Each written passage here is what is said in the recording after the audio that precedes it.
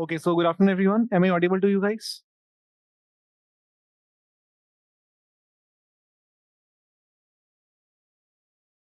Yes. Okay, fine. So today we are going to begin with caste system.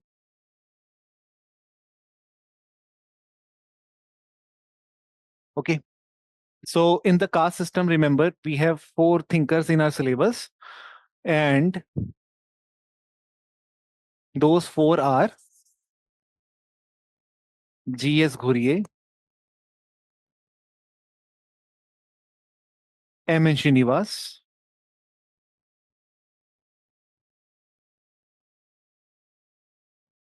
Louis Dumo, Andre Bete, and finally we have a person called Dipankar Gupta.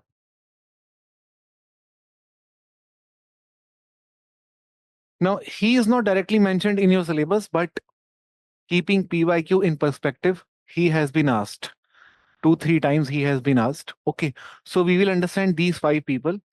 Now, before we understand these five, it is important that caste system has been studied through two different approaches. There have been two approaches to study caste. Okay, what are those two approaches?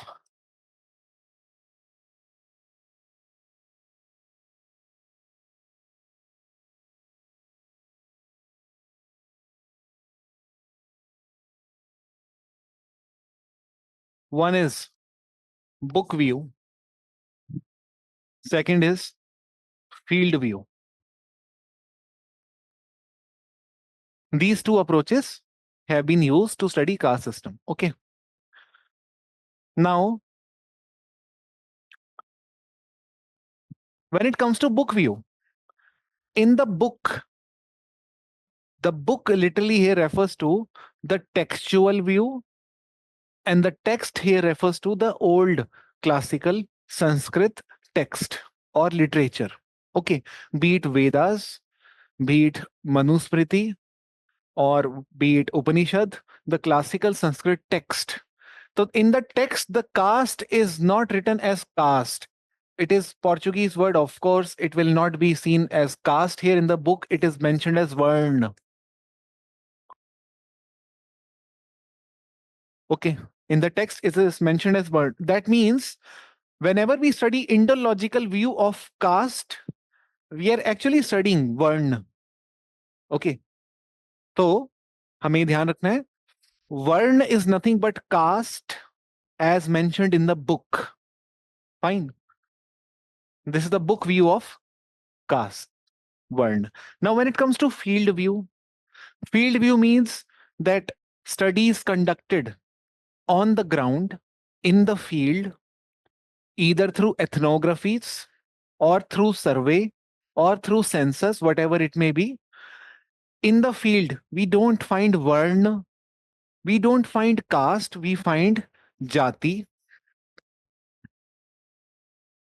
So, what is jati? Jati is caste only as it is found in the field. What is varna? It is caste only as it is found in the book. Now, so therefore, to approach caste system, we need to approach these two, varna and jati. Jati itself is called subcaste. Fine. तो ये पहले तो classification ये clear हो गया है. अब our duty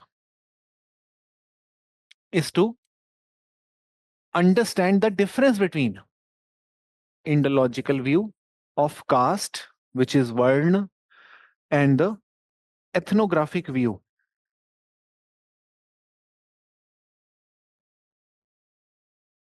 of caste, which is Jati. So, our first topic of discussion before we start with thinkers will be Varna versus Jati, the book view versus field view. Okay. Varna versus Jati. This article, Varna versus Jati. So there is this article, Varna versus Jati, which is written by M.N. Srinivas.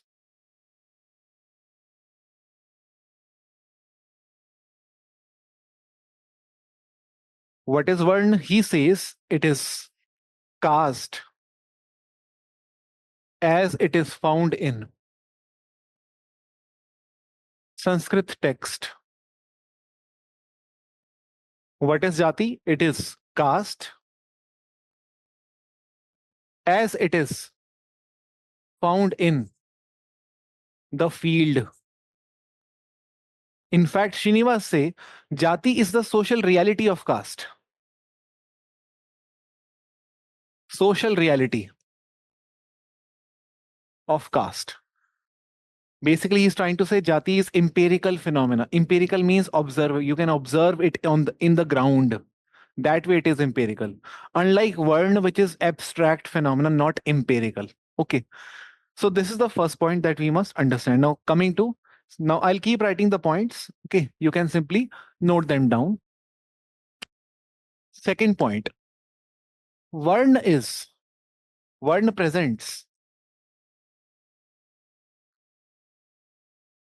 definite hierarchy.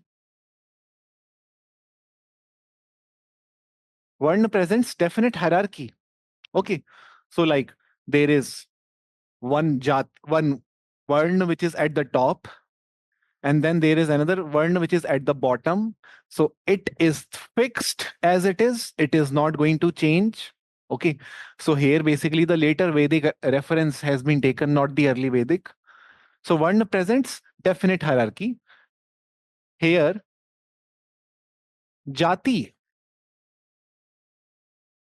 describes nebulous hierarchy.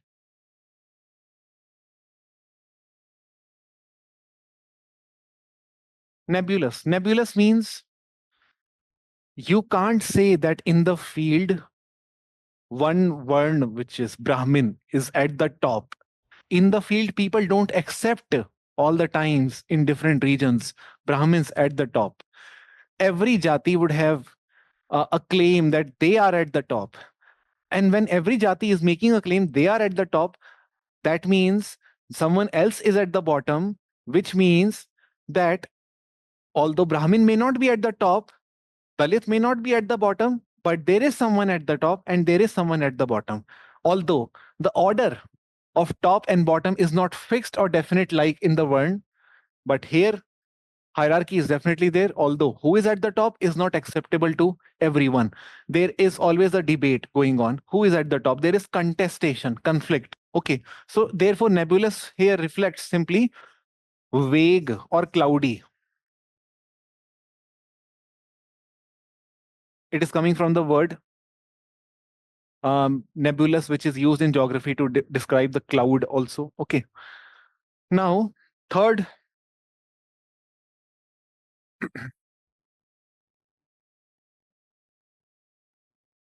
there are total 4 Varnas.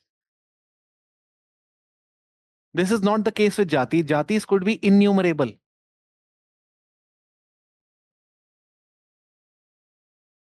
Innumerable Jatis. Okay. First, let us understand what do we mean by जाति है ना जब भी हम बात करें तो जाति का मतलब हम समझें क्या okay just to give you one example okay like Brahmin is a varna fine uh, similarly Kshatriya is a varna Vaishya is a varna Shudra is a varna but Patel Kumar Gujar Jat Mishra Pandey these are not varna these are local jatis Okaliga Mundaliyar. These are local jatis, not found in the Sanskrit text. They are found in the village study. And they are always innumerable. In a village, you can't say there are 4 jatis. There could be multiple innumerous jatis. Okay. Fourth point,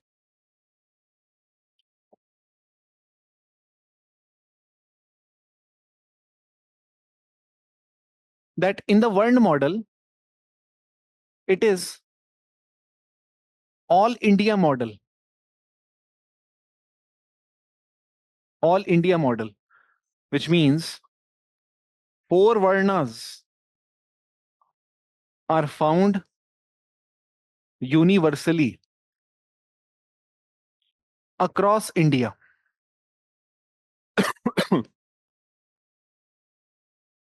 Four Varnas are found universally across India. So even in Kashmir, some people would claim they are Brahmins. Some people would claim they are Kshatriyas. Even in South India, some people would claim they are Brahmins. They are from Kshatriya family. Even in Gujarat, some people would claim. Even in the West Bengal, they would claim they are Kshatriyas or Brahmins. Okay, so four Varnas found universally. But what happens is Jati is a region-specific phenomena.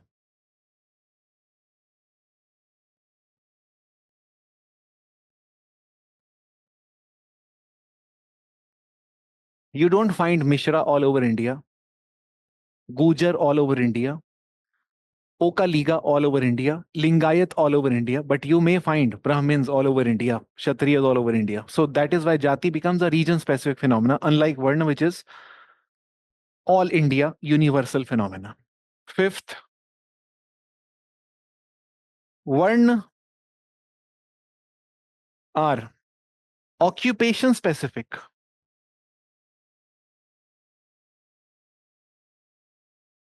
Varna are occupation specific. Okay, each Varna is defined by specific occupation by birth. Fine, it is defined associated with specific occupation by birth. Brahmin defined by certain occupation. And if I talk about the occupation, for example, Brahmin's occupation, temple priest, or what we call as guru, okay, or religious head, something like this. When it comes to Kshatriya, warrior, something like this. These are traditional occupations associated with Varn. Okay. Now, when it comes to Jatis, Jatis don't have specific specific association with occupation. They don't have specific occupation association with occupation, which means when it comes to Mishra, Pandey, Gujar, Jat, Mudaliar, Okaliga, you can't define them by any specific occupation. In fact, when we say Brahmins are temple priests, in the field you may find people who claim themselves to be Brahmin as landlords, agricultural elites. Okay, you may find people who claim themselves to be Brahmins as industrialists, as money lenders, as bankers, as lawyers. You may not necessarily find Brahmin all over India as temple priest. This is the very textual reference. Okay. In the field, jatis don't have any specific association, which means any jati could be engaged in any occupation. It could vary region to region. The same Gujar from Haryana and Kashmir would be found in different occupation. The same Lingayat from Karnataka or what we call as Maharashtra or other regions like Andhra may be found in different occupation. In fact, there may be individual specific differentiation in occupation. Okay, fine. Sixth point.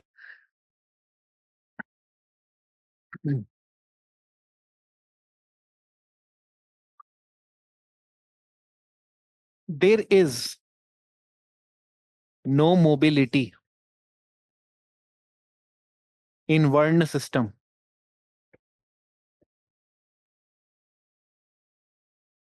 There is no mobility in Varna system. Now you may say that no, we had mobility in Varna system at individual level.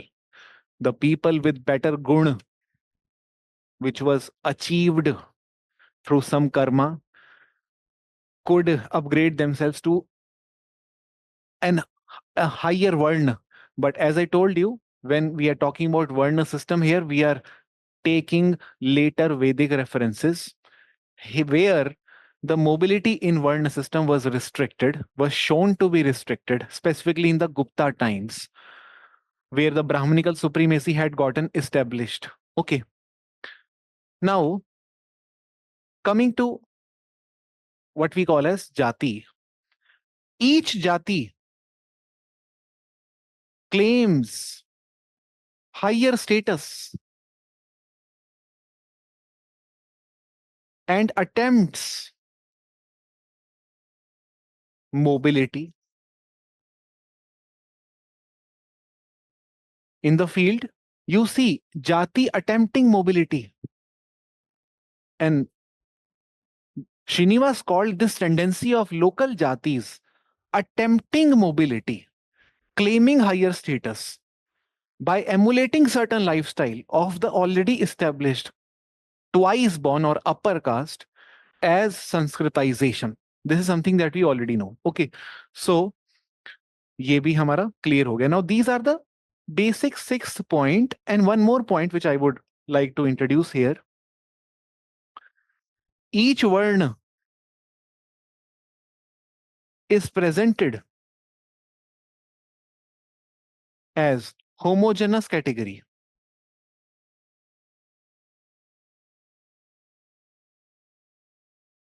Each varna is presented as homogeneous category, which means Brahmins, Kshatriyas, homogeneous, that whosoever you may be, you are Kshatriya, that's it, bas baat khatam. Whosoever you may be, Brahmins, acha theek hai, baat khatam. Homogeneous, Brahmins, Kshatriyas, Vaishya, Shudra. So all Brahmins of India are at top, all Kshatriyas of India are at second position, all Vaishyas are at third. Homogeneous tendency. But in jati what happens is, or in the field what happens is, that within each varna you find in the field multiple jatis. Like within Brahmin, you would find multiple Brahmins. And each Brahmin would call the other Brahmin as the impure Brahmin, and it would call itself as the purest Brahmin. Okay. So that means you would find hierarchy within Brahmins too in the field, which means you would find multiple Brahmins hierarchized, although that hierarchy may not be acceptable to everyone, but hierarchical tendency is definitely present among all the Brahmins in the field. Same is the case with all the people who claim themselves to be Kshatriya, Jat, Gujar, Rajput, all of them, although claiming themselves to be Kshatriya, but all of them would always say that they are at the top, not them, not them, we are at the top. So you would see each Jati claiming itself to be higher in status, and you would also see that Varna is not homogeneous. Within Varna, we see multiple Jati. So we will say within each Varna, multiple jatis exist.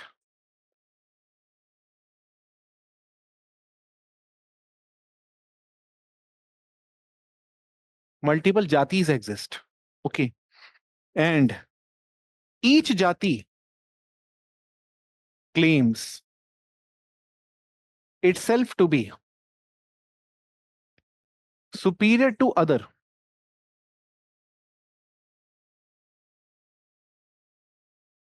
Claims itself to be superior to other. Okay. And इसके बहुत examples हैं, बहुत सारे example जो हम पढ़ेंगे भी आंध्र बेते की स्टडी में. You will realize how within Brahmins there are so many jatis, and each jati claiming itself to be a superior Brahmin than the other, like Ayyar Brahmin, a younger Brahmin. Each of them would claim themselves to be superior and different from the other, okay, or purer than the other. So these are the basic points that you must understand. Varna versus jati is over. Any doubt here?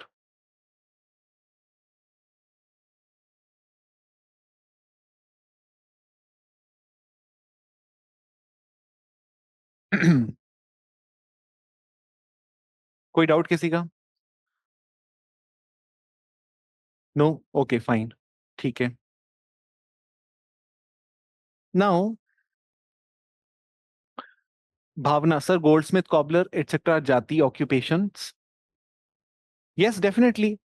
Sonar, lohar, kumhar, These are jatis, and they also denote or connote occupation. But you tell me, how would you ascribe occupation to Mishra, Pandey, or Bedi, Trivedi? Matlab, you can't just by the name ascribe occupation. To some jatis would be occupational, but not all jatis are occupational. In fact, you may also see the people who are sonar not necessarily into sona business. Okay. So again, these are the things that we discover in the field. Okay. Anyway, let us now come to another view, which is um, M.N. Srinivas. I'll start with M.N. Srinivas only. Okay. Or in fact, let me introduce to you Srinivas' ideas on what we call as first Sanskritization. Okay. Now, he clearly says that it is a tendency, basically, when we define it, it is basically a process followed by low caste, tribals, or others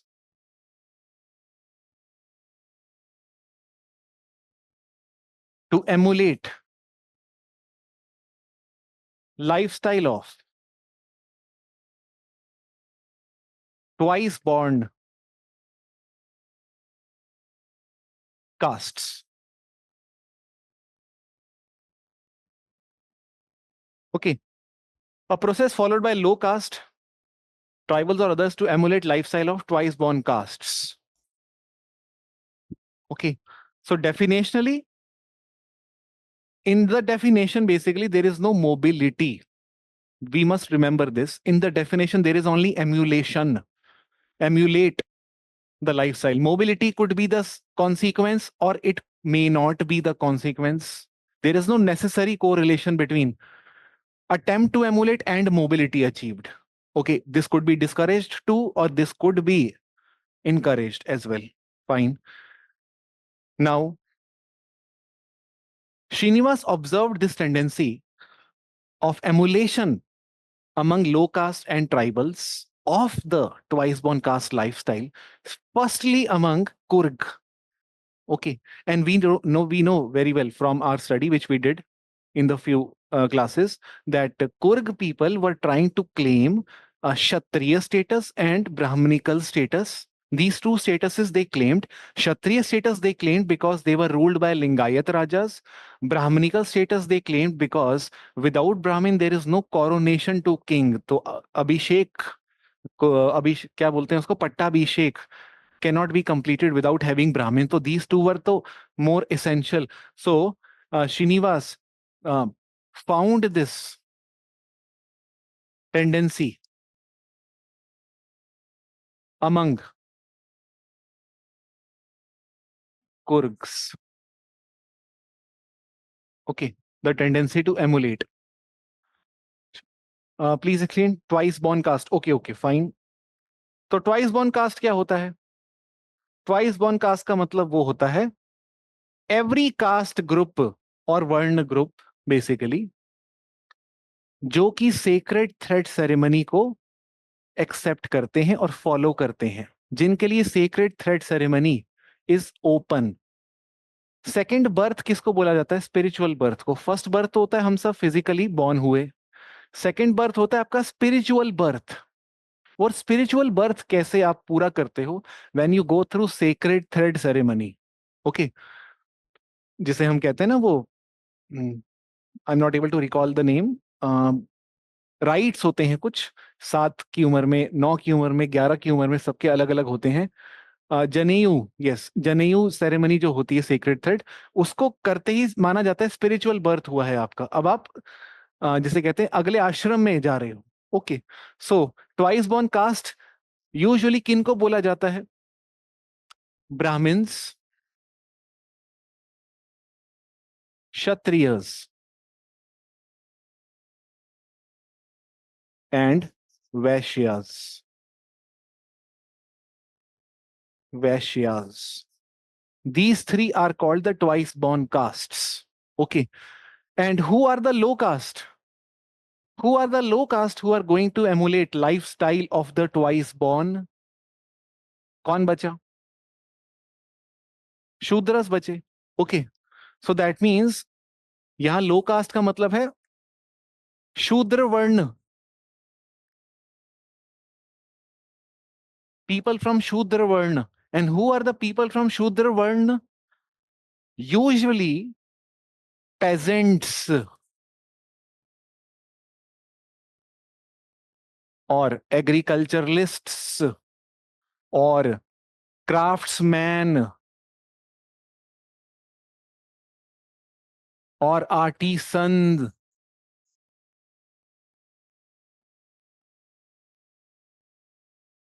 These are the people who will emulate lifestyle of either of these and finally claim themselves to be Kshatriya. And I will give you example also कैसे Srinivas ने वो बताया. So now what happens is if you try to locate Kurg, Kurg is a jati. It is not varna. You know this. Okay, it is a jati. It is not varna. Now this jati, although remember one more thing that you must add in the previous table, which I forgot to tell you, is that the Harijans, you can write in the Varna section that Harijans are not Varna, which means the untouchables, they are not seen as Varna, but the Harijans are definitely seen as the Jati. ठीक है, ये आपको ध्यान रखना है. तो आप बता सकते हो वर्ण एक्सक्लूशनरी है, जाति थोड़ा सा इंक्लूसिव है as a concept. Okay. Anyway, coming back to this point, I was saying that Kurg is a jati. It is not Varna. And each jati in the field, when it claims, when it emulates what we call as um, the higher status or the lifestyle of kings or pandits, eventually they claim status like them, Kshatriya like status, Brahmin like status. Okay. And therefore, they start calling themselves by names like Kaveri Brahmins, Vishwakarma Brahmins. Okay. So they would use Brahmins as a suffix. Local jati would always use Varna tags from the book to justify their higher status. Okay. Because if they use local terms, though then they may definitely uh, not be entertained by the localites because localites know that they are not superior. How can they call themselves Gujar or Jat? Acha, they are calling themselves Kshatriya. Fine, fine, fine. So by calling themselves Kshatriya, they are somehow getting escaped from the wrath of local communities which call themselves dominant. So Srinivas is observing that Kurgs simply, who are a jati, local jati, or tribal or caste like jati, this jati followed the lifestyle of the twice born people, specifically Lingayat Rajas and some of the Brahmins, finally claimed themselves to be, you know very well, Amma Kurg, called themselves as Kaveri Brahmins. This is how they called themselves as Kaveri Brahmins because Kurg is located near Kaveri. Okay, something like this. And same is the case with Kshatriyas too. Okay, Kaveri Kshatriyas. Some of the Kurg people call themselves Kaveri Kshatriya. Some of the people of Kurg call themselves Kaveri Brahmins. Fine. ये हम समझ गए हैं basically. जो basic point है वो हम समझ गए हैं. अब आगे चलते हैं. What are the features of Sanskritization, ये समझ लेते हैं. First, we need to understand what are the lifestyle of twice born. वो लाइफस्टाइल क्या होता है ट्वाइस बॉर्न कास्ट का, इन तीनों का, जिसको एमुलेट करते हैं नीचे वाले लोग. Let us first understand that. Okay, lifestyle of twice born includes vegetarianism, vegetarianism. Second, sacred thread ceremony. Third, teetotalism. Fourth, belief in Sanskritic values like karma, dharma, अर्थ, मोक्ष, दाम, दान, दया, etc. These, the belief in Sanskritic value also forms the core part of the lifestyle of the twice born caste. Okay, what else is part of the lifestyle of twice born which is emulated by the low caste?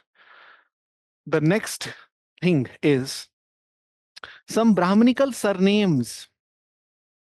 Brahminical surnames are also part of the lifestyle of the twice born caste. Some surnames, not necessarily Brahminical, it could be Kshatriya surnames, Vaishya surnames. Matlab they would have some surnames as part of their lifestyle to denote to other people that they are from Brahmin family or Kshatriya family. So, what are those surnames? Surnames could be like, which forms part of their lifestyle. Their name is also part of their lifestyle. Like Joshi, Trivedi, Chaturvedi. Okay. So as this is part of your lifestyle, your name is also part of your lifestyle because your name denotes many things. Your food behavior, your clothing, your occupation, your belief system could be reflected by your name. So this becomes core part of your lifestyle too. Fifth, what else is the part of lifestyle of twice born? Uh, some beliefs like preference for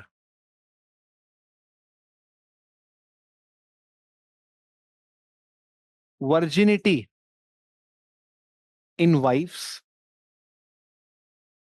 preference for virginity in wives. You can write this down. Second, इसी में आगे लिखेंगे हम. This is mainly about what we call as the category of women. Women के case में what is the lifestyle of the twice born caste group? So they would prefer um, virgin wife. They would also prefer chastity. Okay. So, and they would also have belief like preference for male child. Preference for male child would also be part of the belief system of the twice born caste group. Why? Because male child reflects what we call as the ones. Ones. Ones means lineage. Okay. उसको M से लिखते हैं वहां पर. Lineage. The lineage is incomplete if there is no male child. It is the religious duty of the male and the wife to give birth to male child. This is also part of the lifestyle or the belief of the twice born caste group. Okay. And many other such beliefs exist. Okay. Now this belief system, this lifestyle is going to be emulated by the low caste. So low caste would also have these beliefs, which means they would also follow vegetarianism. They may also follow sacred thread and this or what we call as teetotalism, but they would also have belief in all those things, and they may also adopt these names. They may also have preference for this kind of women, or they may also have preference for male child, something like this. Okay. Now, second,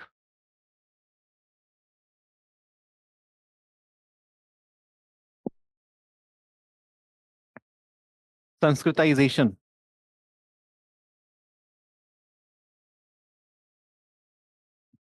Cannot take place without following prerequisites. Now, this is very important thing. The question is, can any caste emulate lifestyle of any caste and claim themselves to be Brahmin Kshatriya? Is it so easy? There must have been some pattern. It may not have been so easily open to everyone. This route to Sanskritize may not have been easily open to everyone. There must have been some prerequisites. The basic initial steps that caste groups must follow before they Sanskritize. What are those basic steps? That particular low caste group which is going to Sanskritize must, the low caste group must have economic strength. पहली बात तो ये. That means they must have enough land with them, land ownership.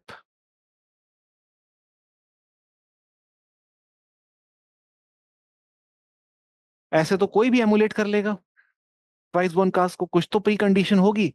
तो condition is, by the caste group which is claiming itself to be superior must have some economic base, economic support. Second, the low caste group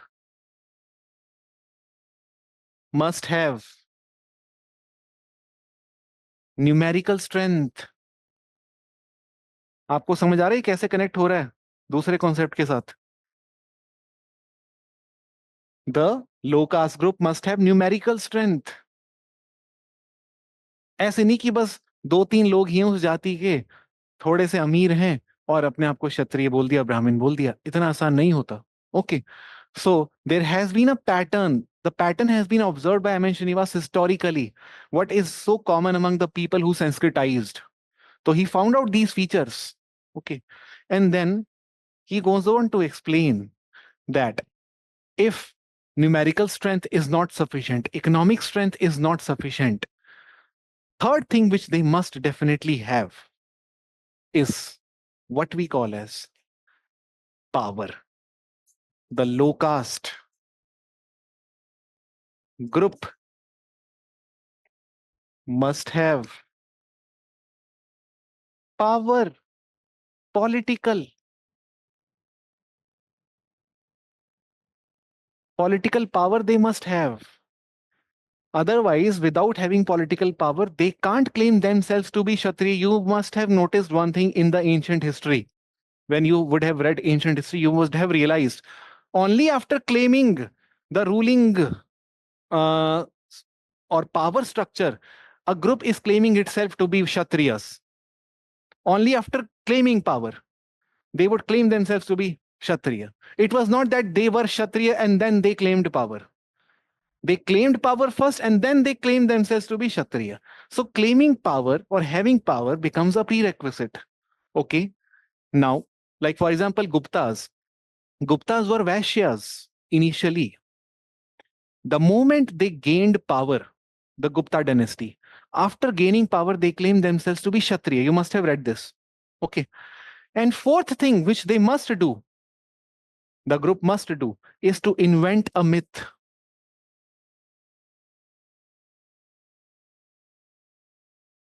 invent a myth. Myth का मतलब कि कोई एक myth बनानी पड़ेगी, invent करनी पड़ेगी कि हमारे पूर्वज ऐसे थे, वो थे, उस राजा के बेटे थे, उस राजा के भाई थे, उस भगवान के डिसाइपल थे, वहां से हम आए, उन भगवान के बीच में लड़ाई हुई, उनके खून से हम आए. कुछ you may have to, you will see that local caste group are inventing some myth eventually to legitimize or legitimate the claim that they have made that they belong to Kshatriya status. Okay, so these are the prerequisites. So that means one thing is for sure, a caste needs to be dominant before it goes for what we call as Sanskritization or claim to higher status. Okay, this is something that you must remember. Fine. आगे हम पढ़ेंगे dominant caste को भी, and I'll show you how these two are linked to each other. Okay. Now, uh, just to give you some example for this, हमें ये कैसे दिखता है? In the study of Rampura, आपने एक चीज नोटिस करी होगी. In the study of Rampura, example के तौर पे आपको बताता हूं मैं. In Rampura study, what is the name of the caste which M.N. Srinivas studied? The one caste which is studied extensively by Srinivas in Rampura. That is Okaligas. Okaligas को ही तो पढ़ा है उसने, है ना? Okaligas को. And Okaliga जो है, it is a jati or vर्ण? It is a jati. It is not a vर्ण. Okay. And this jati is which jati? Peasant jati or temple priest jati? Which jati is it? It is a peasant jati. A peasant jati. Now, Srinivas is observing that the moment the Okaligas got economic strength or land ownership, how come they got land ownership? उसकी अपनी एक अलग story भी है, बहुत लंबी story जो मैं आपको आगे कभी बताऊंगा when I'll teach you Andre Vede. But for the timing, you can understand land reform is one of the aspect which helped peasant gain land ownership, and many upper castes had sold off their land to the peasants when those upper castes went to urban centers to get education in the modern schools or colleges, which was very expensive, and to bear the expense, the upper caste had to sell off their land to the low caste peasants, and peasants bought those lands at a cheaper price, and that is how peasants became landowners. One, this check. Numerical strength, always you would find this Brahmin group, which claims itself to be Brahmin in India, in any region, would always be in minority. Maximum people are peasants or artisans or craftsmen. This is the majority of population is Shudra only. Okay. So numerical strength, check. Third, they must have political power. We know very well that with India's independence, and even before India's independence, in South India, there was reservation introduced by Maharaja of Mysore. Maharaja of Mysore introduced reservation in South India. And Vokaligas, since you know, are people found in Mysore or near Mysore. They also gained benefits of reservation. They got power, which means now some of those people were the headmen of the village. And Srinivas clearly says in his field study, Nathu Gowda. Gowda community is actually Okaliga only. So Gowda community people were in the headman position in the village. So political power, check. And also we know very well that with India becoming democratic country, free country, the electoral democracy, with this, the numbers are going to decide who is going to come to power. And Vokaligas were definitely more in number than any of the jati, and therefore they possess political power too. Since they possess these three, it was easier for them to invent a myth. So they invented a myth. And in the myth, they eventually traced their lineage to some Kshatriya king, and that is how they called themselves the Neo-Kshatriyas. This is what M. Srinivas explained. ये आपको clear हो गया? Okay, so that means even in Rampura study, Sanskritization process is explained by M. Srinivas. Fine. And these three, since these three was possessed by Okaligas, the Okaligas became what? Okaligas became, if you could tell me the term, the Okaligas became the dominant caste because they had these three. But dominance in itself, I told you in the last class too, that for dominance, these three is not sufficient. What do you have to do? The fourth thing, you have to, if you remember, the fourth aspect which I told you for establishing the final dominance, other than these three, that community, other than having land ownership, political power, or numerical strength, that community must claim higher status, must claim higher status, and which they claimed. And finally, the claim is done through inventing a myth. So these two concepts, Sanskritization, dominant caste, are very much interrelated. Fine. So this is about the feature. Now, the third feature, अब मैं जल्दी जल्दी खत्म करता हूं क्योंकि I guess now basics आपके clear हो गए होंगे. अब थर्ड पे चलते हैं. द लोकल जाति claims higher status in Varna terms, not local jati terms. The local jati claims higher status in Varna terms. Iska matlab, if Oka Liga I'm talking about, they will not call themselves what we call as the uh, Marathas. They would call themselves Neo-Kshatriyas. They would not want to call themselves by name of any other community which is found locally. They would rather prefer Varna route, okay, because it is less challenged. Unlike the Jati route, if I call myself Marathas, Marathas will get naraz, okay, annoyed. How could you call themselves? How could you call yourself Maratha? Okay, but if I call myself Kshatri, nobody is going to get naraz. मतलब it is easier for me to escape the wrath of people. Okay, so वर्ण terms में ही ये claim किया जाता है अक्सर. Fourth,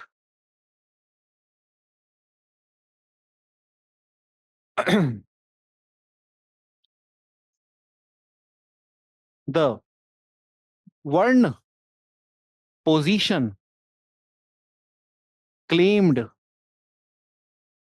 by local jati does not change structure of caste. It only changes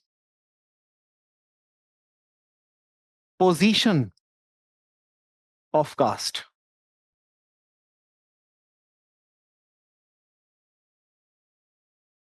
इस line को आप अच्छे से समझो. ओके, द वर्ण पोजीशन क्लेम्ड बाय लोकल जाति, the Varna position that was claimed was Kshatriya, that claim by local jati called Okaliga is not changing the structure of caste, which means Brahmin, Kshatri, Vaishya, Shudra, that remains the same. It is only changing the position of local jati, which is the Okaliga. Now, Okaliga were Varna wise, they were fourth because they are peasants. But now that they have claimed themselves to be upper caste, twice born caste, specifically Kshatriya, so they are, that means claiming themselves to be have been found in the second position now, from fourth to second. So this mobility is found definitely in the caste structure from fourth to second, but it is not that the Oka Ligas have moved from fourth to second. It is only that their status of a Shudra has moved from fourth to now second, the Kshatriya. Because mobility is always in terms of Varna. Okay. So यहाँ पे एक line लिख लो आप.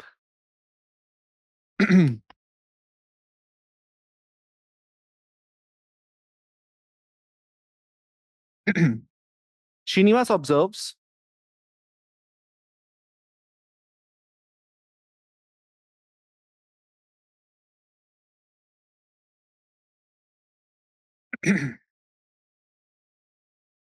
Srinivas observes that mobility of caste is frequently stated in Varna terms rather than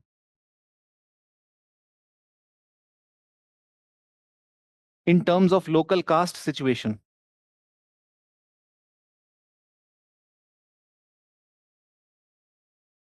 Rather than in terms of local caste situation. The local caste avoid using local caste names. The local caste avoid using local caste names.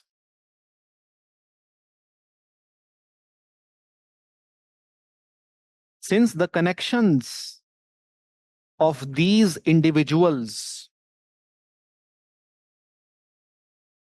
would be known to all in that area. Since the connections of these individuals would be known to all in that area.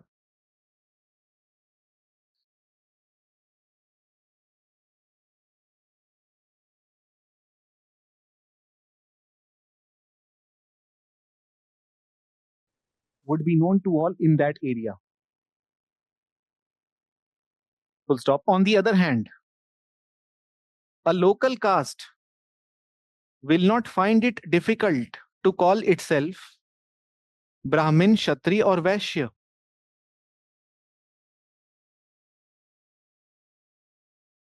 Will not find it difficult to call itself Brahmin, Kshatri, or Vaishya.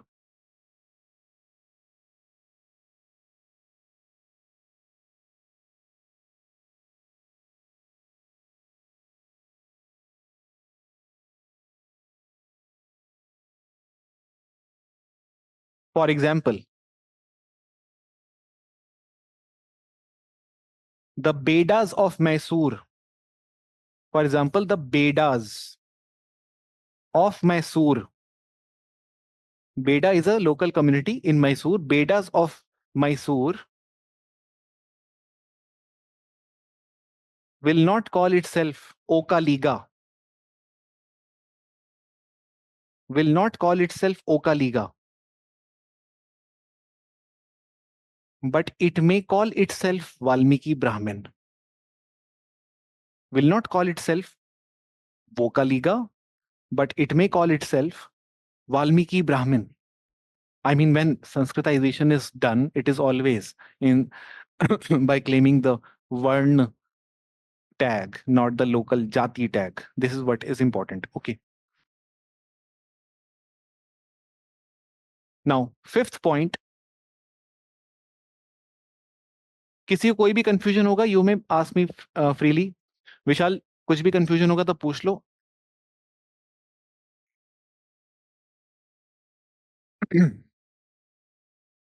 या फिर एक दो feature मैं और बता देता हूं, उसके बाद पूछ लो जैसा ठीक लगे आपको.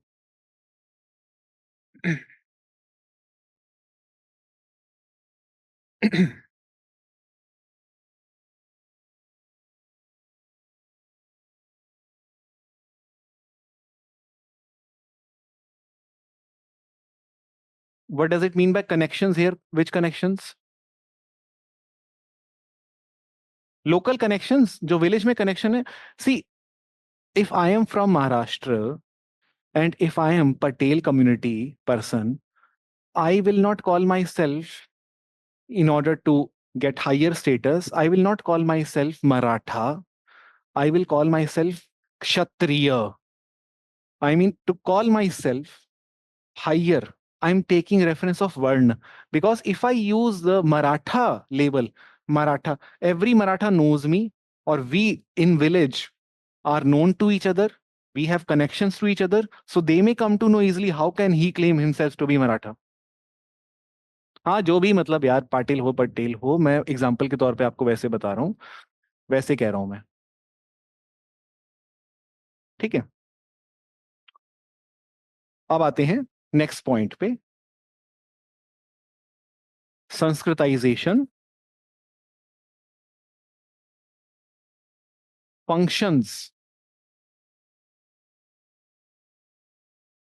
to bridge the gap between ritual rank and secular rank. अब ये क्या होता है?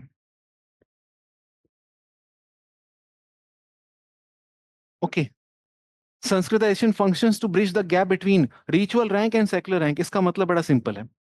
देखो, ऐसा है, रिचुअल रैंकिंग हम किसको कहते हैं पहले वो समझ लेते हैं. रिचुअल रैंकिंग का मतलब ये होता है, this is ritual ranking.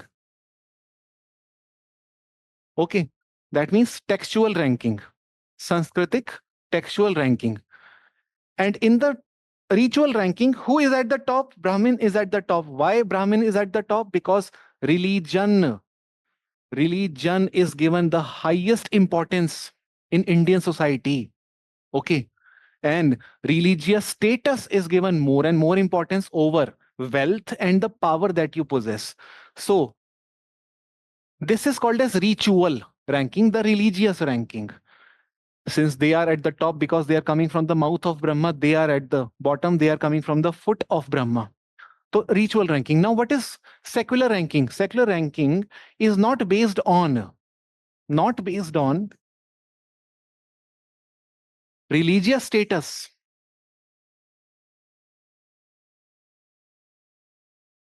or birth status. It is based on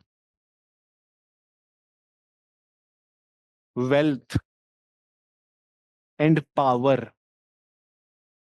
possessed through achievement.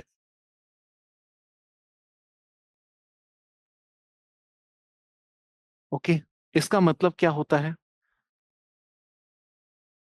ये तो रिचुअल रैंकिंग हमें साफ दिख रहा है, ये है बाय बर्थ है, रिलीजियस है इन नेचर. जब बात करते हैं सेकुलर रैंकिंग की, in the field M N Srinivas observed that even the Brahmins who are number one in ritual rank are bowing before the Oka Ligas, who are actually number fourth in the Varna ranking. How come the number one Brahmin is bowing his head before the number fourth Oka Liga, which is actually Shudra by Varna? This is puzzling. And this is when Srinivas is noting down another ranking in development, the ranking which is based on the power possessed by the people called Vokaliga. Okaligas are the headmen. Most of the headmen or the administrators in the Rampura are Okaligas. And they possess lot of land ownership too. So economic strength and political strength they possess, which is not possessed by Brahmins. So Brahmins are number one in ritual rank. Oka Ligas are number one in secular rank. Okay. So Oka Ligas are number one in secular rank. Now, since Oka Ligas are already number one in secular ranking, the only thing that they are deprived of in terms of being number one is ritual ranking. How do they get it? Since they already possess land, since they already possess wealth, and they already have numbers, they will not be waiting for anything else, but they will straight away invent a myth and claim the higher status of Kshatriyas.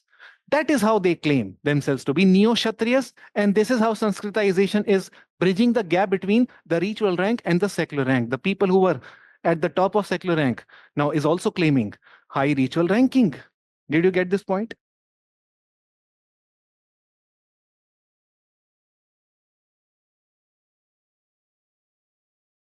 Yes. Okay. So ये चीज हम ऊपर पढ़ ही चुके थे अभी. Okay.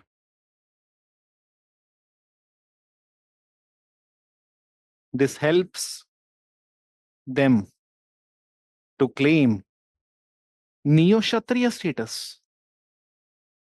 ये same चीज हम ऊपर पढ़ चुके हैं. Last feature of Sanskritization. Last feature. Okay. Sixth feature.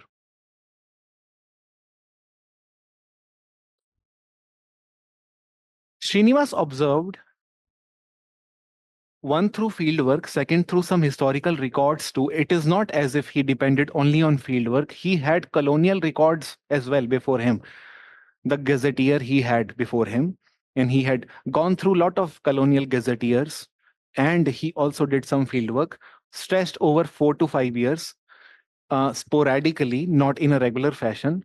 And he found out that most of the time Sanskritization, which is the change in the position by emulating lifestyle of the twice born by some low caste is observed as a process mainly in the middle regions of what we call as the caste system or the varna system. Okay, mainly sanskritization middle rankings में ज्यादा हो रहा है, यानी कि if I talk about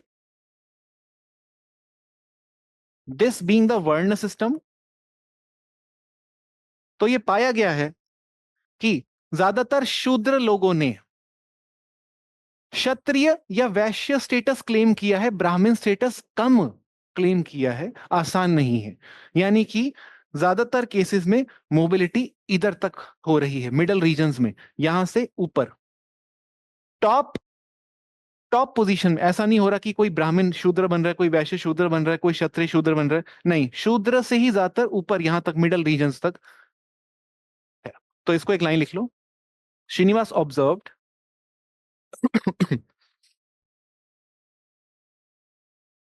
that movement of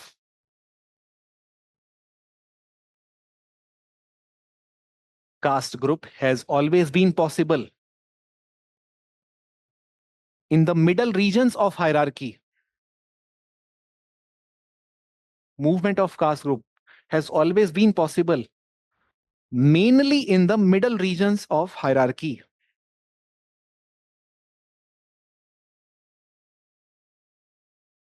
Mainly in the middle regions of hierarchy.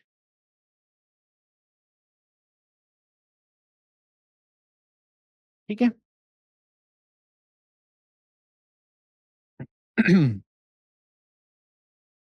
I hope this was clear to you. Now last one more feature, इसके बाद मैं खत्म कर दूंगा, Sanskritisation. It is not always that I mean, Srinivas clearly says anybody can become reference group for emulation in the field. Any caste group can become a reference group for emulation to another low caste group. And this group, which is the reference group for this low caste, this group particularly, could be, क्या कहते हैं आपका? Mainly, this group could be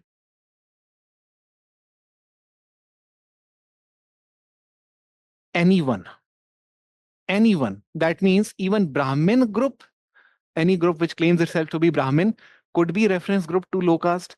Any group which claims itself to be Kshatriya could be a reference group to some other community for Sanskritization. Any group which claims itself to be Vaishya could also be reference group for some other group. That means there are multiple models of Sanskritization. There is no one model. Most of the times people have claimed Kshatriya status. This does not mean that only Kshatriya model is available. Brahmin model is available too. Vaishya model is available too. Okay, so there are multiple models of Sanskritization.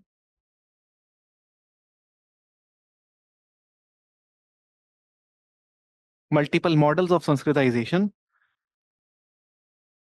For example, Brahmin model, Kshatriya model,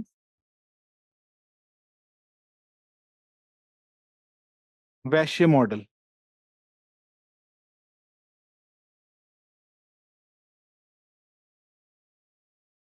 Okay. And even the local, even the dominant caste could be model. Even the dominant caste could be a model for Sanskritization. That means even Voka Ligas who have claimed Kshatriya status, the dominant caste now they are, can also be emulated by someone else who is peasant. Even dominant caste could be reference model for Sanskritization. Now those group will start emulating the Oka Ligas, but they would not call themselves Oka Ligas. They would call themselves Kshatriya again. So this goes on and on. This is how the thing has been practiced in India. Not just in the field, it has been observed historically too as a process. And of course, These seven are the basic core features of Sanskritization. And remember that whenever caste groups are changing their position, they are not challenging the caste system. They are just changing their position. That too in terms of Varna. Only their Varna position is changing. It is not that Oka Liga has become second. They have claimed themselves to be second in terms of Varna group, Kshatriya. Okay. So it is not Oka Liga which have gotten second, but their Varna status has become upgraded from Shudra to Varna. Okay, fine. So caste structure remains the same, only position changes. This is all about Sanskritization. Now, other than these things, we must understand the concept of dominant caste, the last concept. Dominant caste, we know very well. Any group characterized by, we know those features: numerical strength, economic strength, political strength, and finally, they must make, they must claim high status too. They must claim high status too. Okay. Only then, and that high status is coming from Varna system only. Okay. So you can easily do that. Dominant caste is actually a regional, or sometimes people call it a village specific phenomena, although Srinivas himself was not so clear about it, and this becomes a critique also to Srinivas. But there, he has given region specific dominant caste categorization to Karnataka, Andhra Pradesh. In Andhra Pradesh, he talks about Reddis, um, Kammas. In what we call as Karnataka, he talks about Lingayats and Oka Ligas. So in the same region, you may have two dominant or more than two dominant caste too. It need not be the case that there is only one dominant caste. Okay. In Gujarat, he talks about Patel or Patidars. So these are the things that you can easily do on your own. Okay. Now, you must read whether Sanskritization is relevant today. You must read whether dominant caste is relevant today as a concept or not. You must read these things. Okay. Now, because the contemporary relevance of these things can be asked. Now, I don't want to spend a lot of time there because I would not be able to finish the static part in that case. But definitely, in one or the other way, we will make sure that you cover it, because we will, in one or the other way, include it in the test series. Okay. So now, the third thing is westernization. And immediately afterwards, I will start with other thinkers. Now, westernization as a process, we must first define this. Okay. Defined as the process of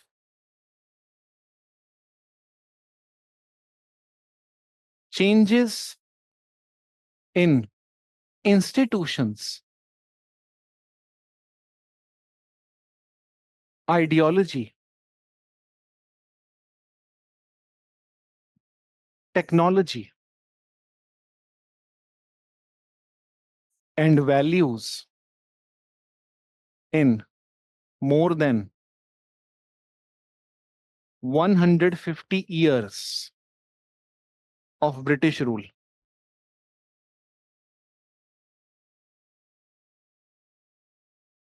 That is called as westernization according to M. N. Srinivas. A process of changes in institution, ideology, technology, values in more than 150 years of British rule. Fine. Now, let us understand.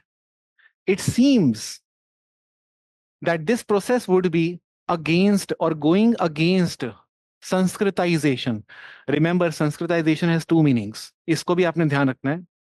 Sanskritization has been used by Srinivas on multiple occasions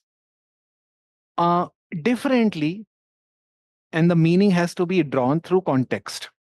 One meaning is very much clear, that the Sanskritization is a process of low caste emulating the twice born lifestyle. This is clear. Second, Sanskritization meaning is spread of Sanskritic values.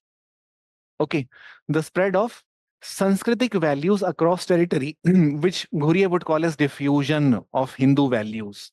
The same is called Sanskritization. And we had read this when we understood how the Hindu values were promoted by sage Agastya, Shankaracharya, and god Skand in the Kurg region. Okay, that is how Kurg people started following many things which are usually seen as Hindu beliefs, and Lingayat rule was an added thing on that same. Okay, now the relation, sorry, now we must understand the institutions, ideology, technology, and value system changes. For that, I will simply show you diagrams so that आप सबका time भी save हो जाए.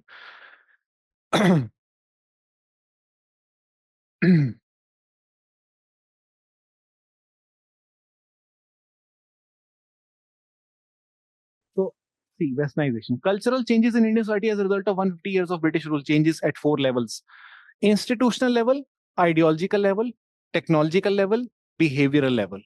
You can simply note this down, or you may also get the same PDF. We will get this uploaded. Okay, but सिर्फ ध्यान रखने के लिए पढ़ लेते हैं फिलहाल के लिए. इंस्टीट्यूशनल लेवल पे क्या बदलाव आए इंडिया के अंदर ब्रिटिश के रूल के तहत. एक तो मॉडर्न एजुकेशन सिस्टम आया, we already know this. Financial capitalism आया, यानी बैंक, रेगुलेटरी, आरबीआई, ये वो सब सिस्टम आया. लीगल सिस्टम आया. ओके, जुडिशरी आई, सुप्रीम कोर्ट आया, हाई कोर्ट आया, पार्लियामेंट नाम का कॉन्सेप्ट आया, ये भी हमें मालूम है, वहीं से हमने बोरो किया है. आइडियोलॉजिकल हमने क्या बोरो किया है? The ideas like humanitarianism, secularism, rationalism, these ideas were invited here. Technology हमने क्या बोरो करी? Transport, communication, printing press, factory system. Behavioural भी बहुत चेंजेस आए हमारे में. ड्रेस कोड में बदलाव आया, फूड डाइट में हमारे बदलाव आया. We started, many of the Brahmin had started eating non-vegetarian now, because to not eat non-veg with the colonials was seen as losing opportunity to have social capital.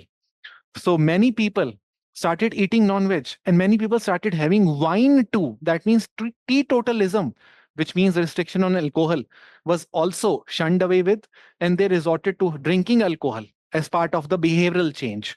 Dilution of pure impure. So initially they used to believe that some castes are pure, some castes are impure. But with westernization and modern education, these belief systems started getting diluted, and people started doing something which was seen as impure. Like, for example, drinking alcohol was seen as impure, but now they have started drinking the same.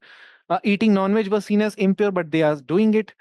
Even Milton Singer studies shows that in the Madras, many Brahmins opened tannery industries. Tannery is, which is related to animal flesh, is not supposed to be opened by Brahmins, but Brahmins did not mind having tannery industry because it was promising lot of wealth. So pure impure thing was no longer there. Okay, now what happens next? We must also understand the types of westernization now. Since we have understood the basic type, which is type in the sense of changes, we have already understood. Now we must understand the different types of westernization.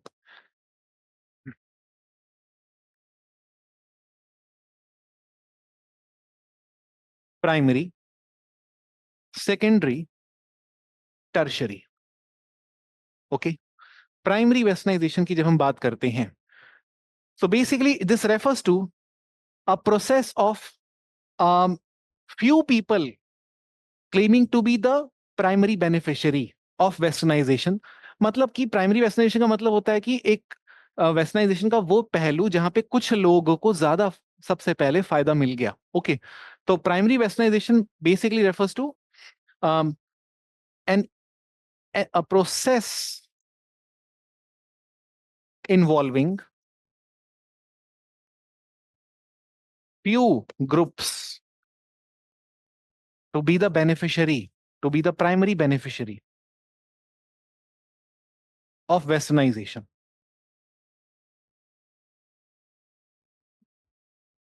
Okay, अब ये groups कौन हैं जिनको सबसे पहले फायदा मिला है वेस्टर्नाइजेशन का? दो ग्रुप्स हैं.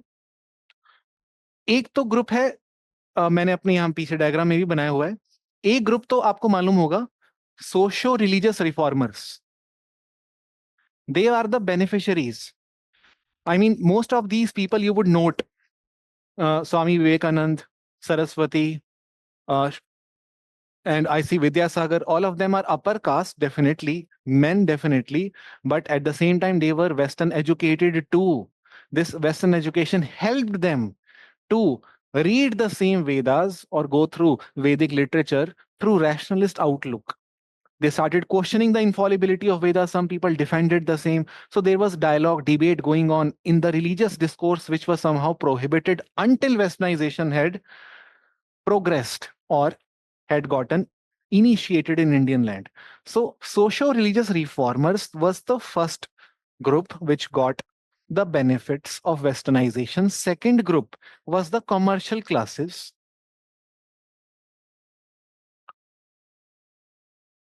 Now, commercial classes, ये कौन लोग हैं? These are the people who got benefits mainly due to the economic benefits mainly. The people who were who were beneficiary of the trading system, the owner of the ports, owner of the factory along the sea route.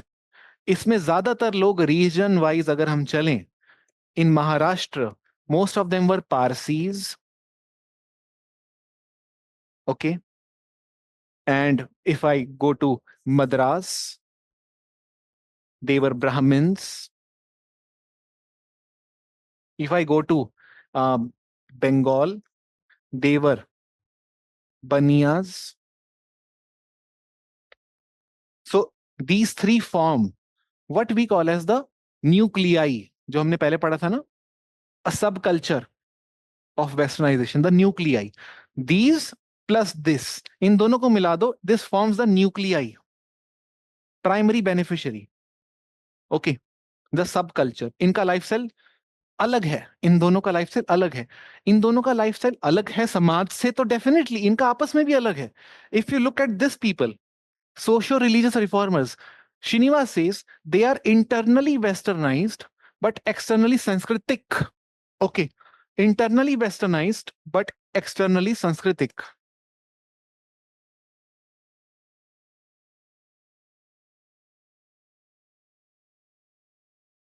But externally Sanskritic, which means their outlook, their mannerism, okay, the food behavior is very much Sanskritic, but their mindset, their views are highly westernized. They are talking about equality, rationality, liberty, freedom. So their views are highly westernized. Whereas this particular group is the exact opposite. They are internally Sanskritic and externally westernized. Which means if you look at their lifestyle, they are eating non-veg, they are having bread and butter with fork and knife, and they are having wine, red and white, and these people are also speaking good English. On the other hand, internally their mindset is still very much what we call as the classical Sanskritic religious mindset, which means they would practice caste endogamy. Okay, they would still practice pure impure boundaries. So they have not yet gotten westernized intellectually, although outlook wise, externally, they have definitely gone westernized. So this is the what we call as primary westernization का thing. अब आते हैं secondary westernization के ऊपर. इसमें कोई doubt आपको? Any doubt here?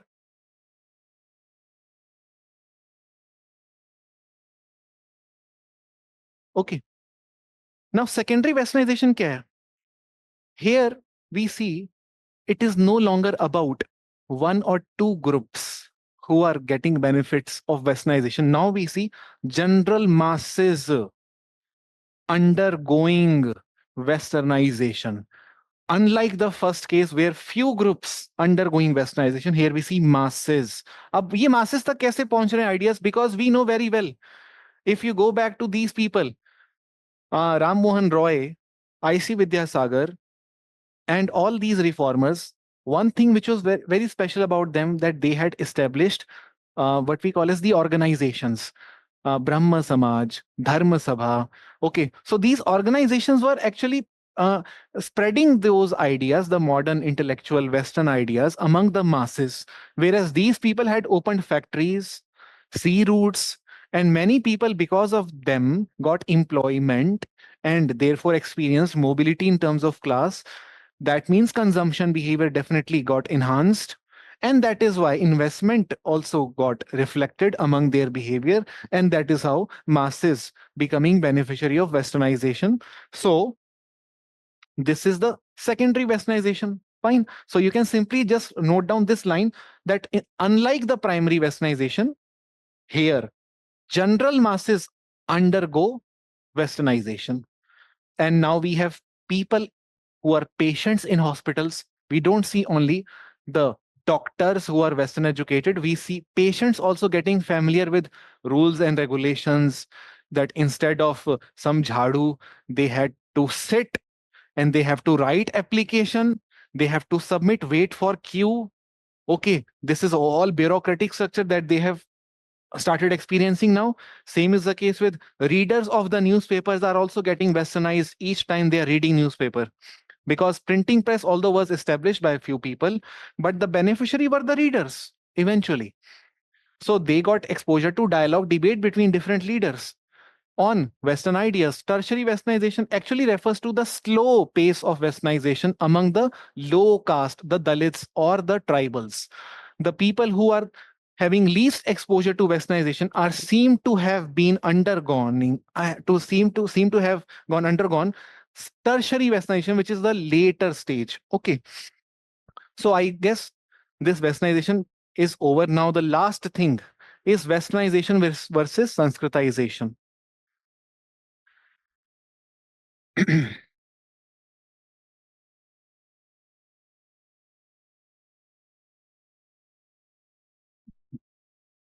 Now, westernization versus sanskritization is also very direct. Here, what Srinivas is trying to say is usually we think both are opposite, but they are not.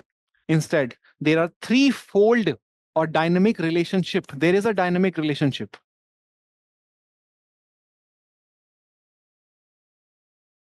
between the three. Okay, first, second, and third. Let me just go through them quickly. क्या क्या है? पहला westernisation promoting Sanskritisation, पहला तो ये हो गया westernisation promoting Sanskritisation.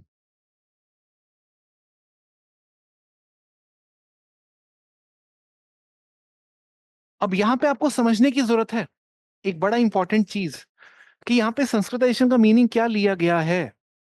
As I told you, sanskritization has two meanings, that too bare minimum two meanings. Okay, otherwise तो मीनिंग और ज्यादा बन जाते हैं. बट योगेंद्र सिंह थोड़ा रुकवा देते हैं हमें श्रीनिवास को दो मीनिंग्स तक.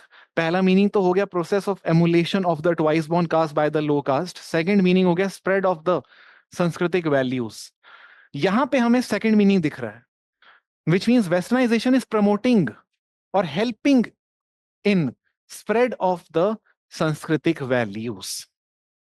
Okay, अब वो कैसे हो रहा है? प्रिंटिंग प्रेस के थ्रू भगवत गीता बहुत ही चीपर रेट पे अवेलेबल हो रही है, and that too in vernacular languages. People are getting access to Bhagavad Gita in their own languages. Radio के थ्रू, टेलीविजन के through, people are getting more and more exposure to the सांस्कृतिक ideas, the religious ideas. Railways के through Char Dham connect हो रहे हैं, helicopter के through easy हो रहा है वहां पे पहुंचना, मंदिर पे या धाम पे पहुंचना. So these things are definitely helping people adept to और absorb more and more of सांस्कृतिक वैल्यूज. तो फर्स्ट तो ये हो गया आपका क्लियर, ये लिखवाने की बात नहीं. यहाँ पे सेकंड पॉइंट पे आ जाते हैं. Second point is that both process are in opposition to each other. उससे भी पहले इधर आ जाते हैं संस्कृताइजेशन प्रमोटिंग वेस्टर्नाइजेशन. ये भी देख लेते हैं, संस्कृताइजेशन प्रमोटिंग वेस्टर्नाइजेशन और संस्कृताइजेशन एज प्री रेक्विसिट, ऐसे करके वो बोलते हैं, as prerequisite to westernization. अभी इसका मतलब क्या होता है? Sanskritization as prerequisite to westernization. This is not a general law. He's not giving a universal law that you can't become westernized without undergoing sanskritization. ऐसा वो कुछ नहीं कह रहे हैं.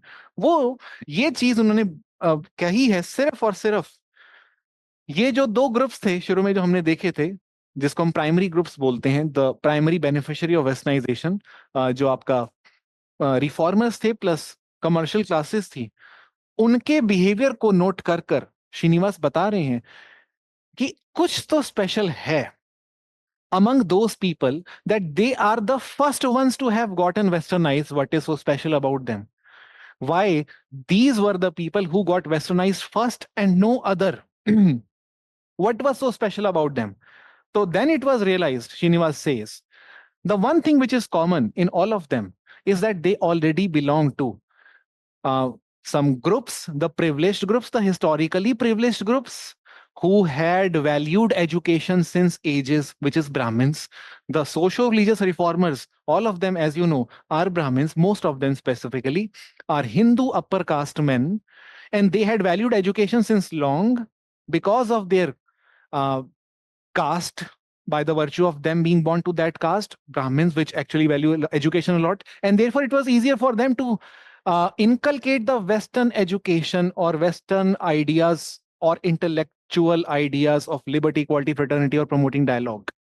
Whereas when you talk about the second group, uh, industrialists or the commercial classes, these are the people who, again, by the virtue of them being born to the third group, Vaishya group, the trader group, it was easier for them to adapt to the trading expansion and become wealthy overnight or instantly vis-a-vis the progress or the rate they would have achieved without westernization. So basically what is happening is that their acceptance of that caste system and the values of making wealth or reading books is helping them getting westernized, which means to become intellectuals and to become industrialists. Did you get this point?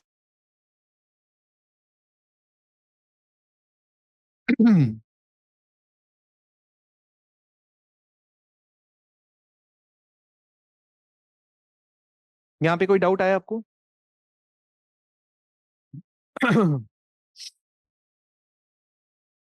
So this also means Sanskritic values helps in Western. Yes, definitely. यहाँ पे भी Sanskritisation का meaning कौन सा लिया गया आप मुझे बताओ, फर्स्ट या सेकंड? फर्स्ट का मतलब होता है lower caste emulating upper caste और twice born caste values. Second meaning होता है स्प्रेड ऑफ सांस्कृतिक वैल्यूज। यहाँ कौन सा मीनिंग इम्प्लिसिट है जब श्रीनिवास बात कर रहे हैं संस्कृताइजेशन वेस्टर्नाइजेशन? यहाँ पे second meaning spread of values वाला इम्प्लिसिट है।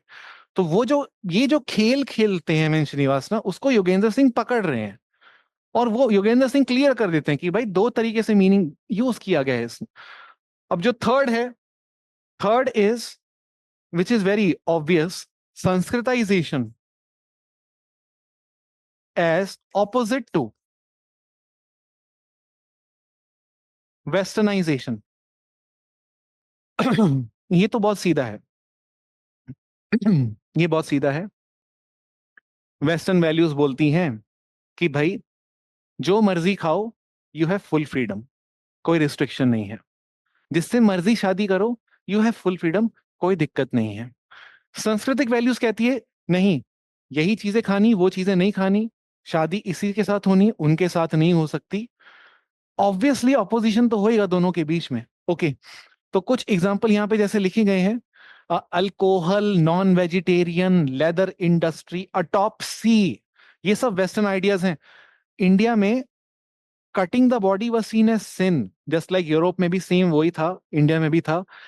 Touching dead body was seen as sin. You could not, and you would get polluted if you touch the dead body. But today, doctors would touch dead body. They would conduct autopsy without being afraid of getting polluted culturally, which means the Sanskritic values of teetotalism, vegetarianism, pure, impure binary, these are getting diluted. So there is definitely opposition between the two. ये तो हमें यहाँ पे clear हो गया है। सो I guess यहाँ पे ये टॉपिक खत्म कर देते हैं, अब आगे बढ़ते हैं।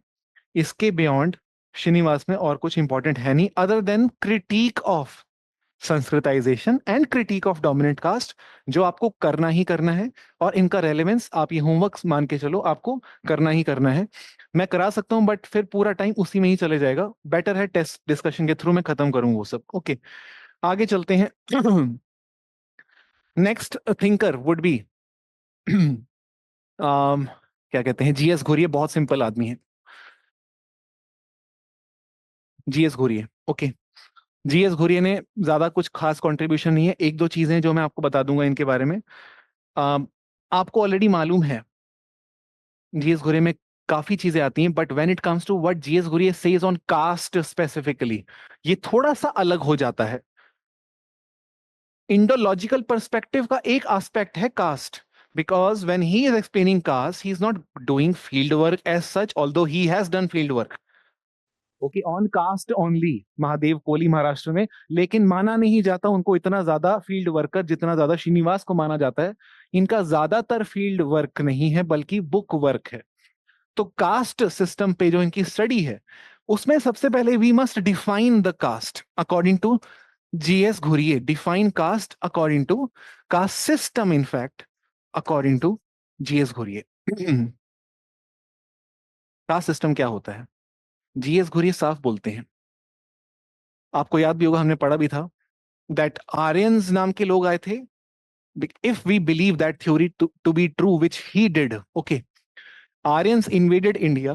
When they invaded India, they got settled. Earlier, they were not settled, they were unsettled, nomadic people.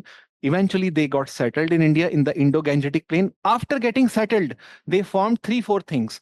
First, they codified Sanskrit language. Second, they formed Vedic philosophy. Third, they also delineated occupation among people, which we call later as caste system. Fourth, जिसको division of labour भी कहते हैं, fourth thing which they did was the आपका वैदिक क्या कहते हैं, value system, in fact जिसमें इंडियन फिलोसफी आ जाते हैं, न्याय वैशेषिका वेदांत वो सब, ओके। तो वैदिक हिंदुइज्म कब पैदा हुआ है, आर्यन इन्वेजन के बाद। They were the people who created Vedic Hinduism after getting settled. Caste system is also one of the product of the culture formed by Aryans when they got settled. So that means when it comes to definition of caste system, we will have to go back to that time and we will use Guria's language to say that caste system is the Brahmanical child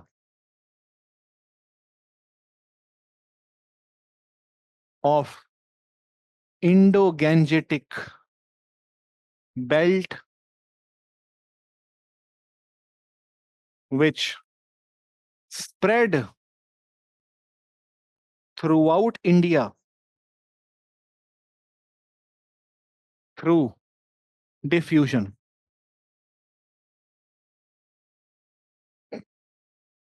Caste system is a Brahmanical child of Indo-Gangetic belt, okay, which in itself does not really clearly define caste system, but he's just giving this much of explanation on the definitional aspect.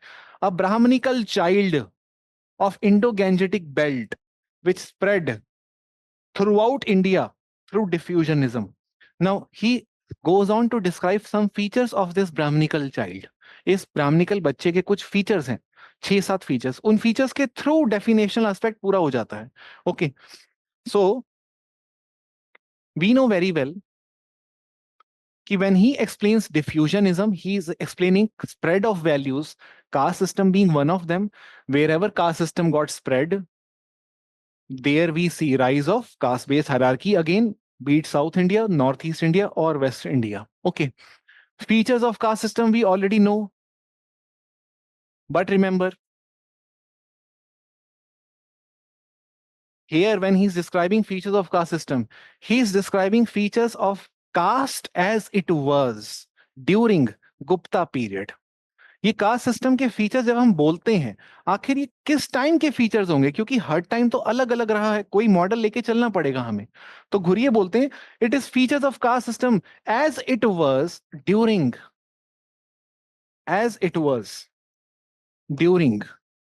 Gupta times.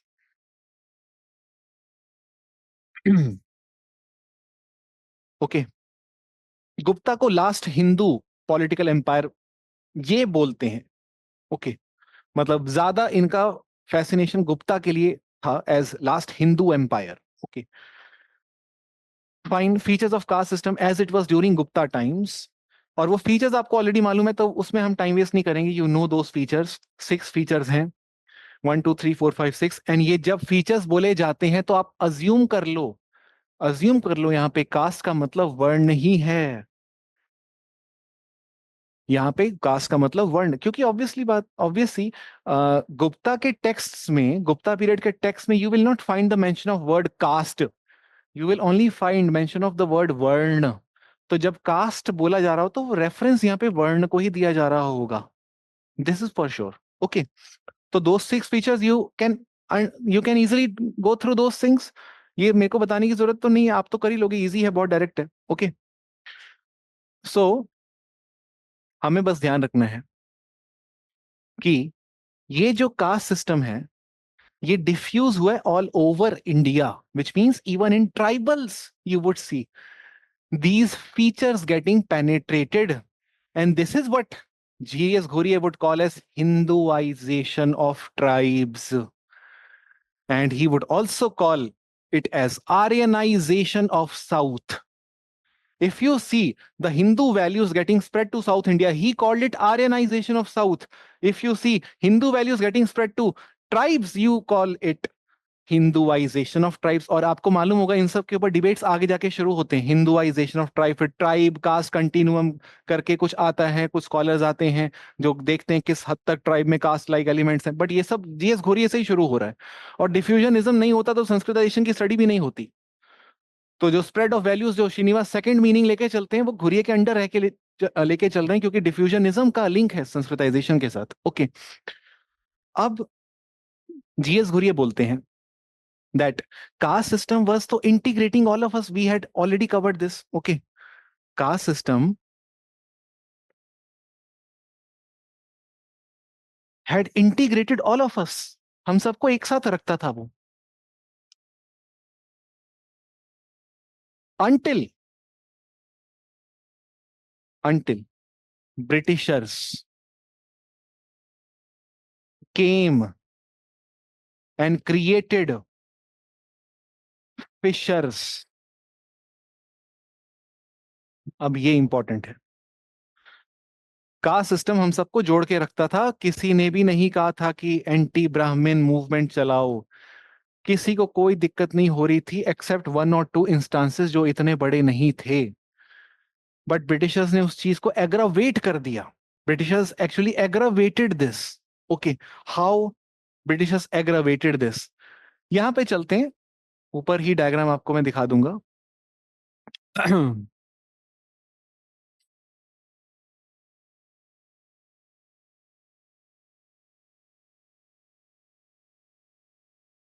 I guess इसके अंदर नहीं होगा। Just a second.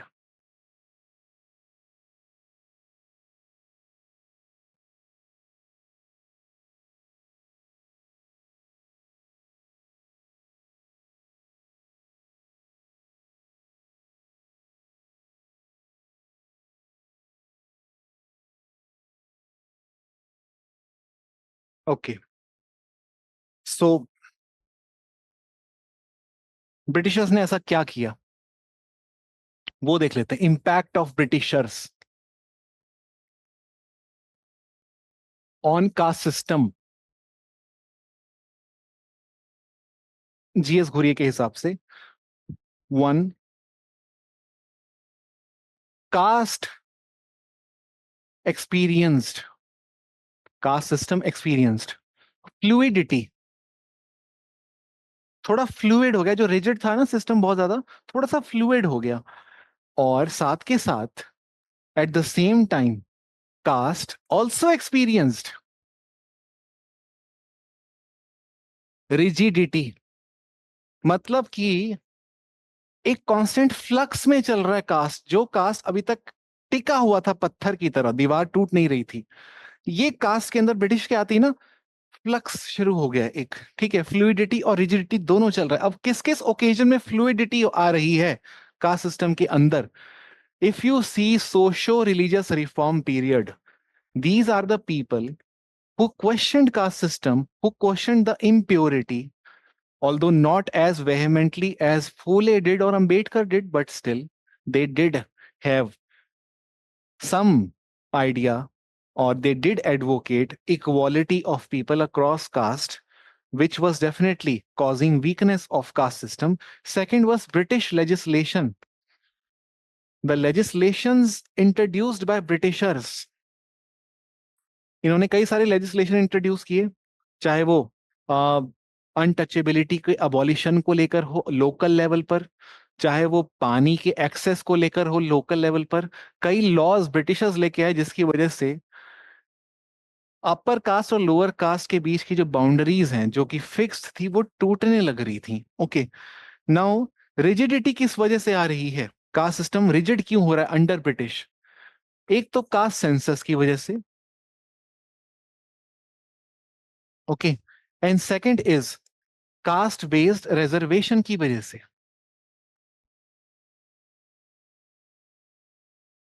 These two things have actually strengthened caste system under British rule. Caste census कैसे strengthen कर रहा है? Let me explain this.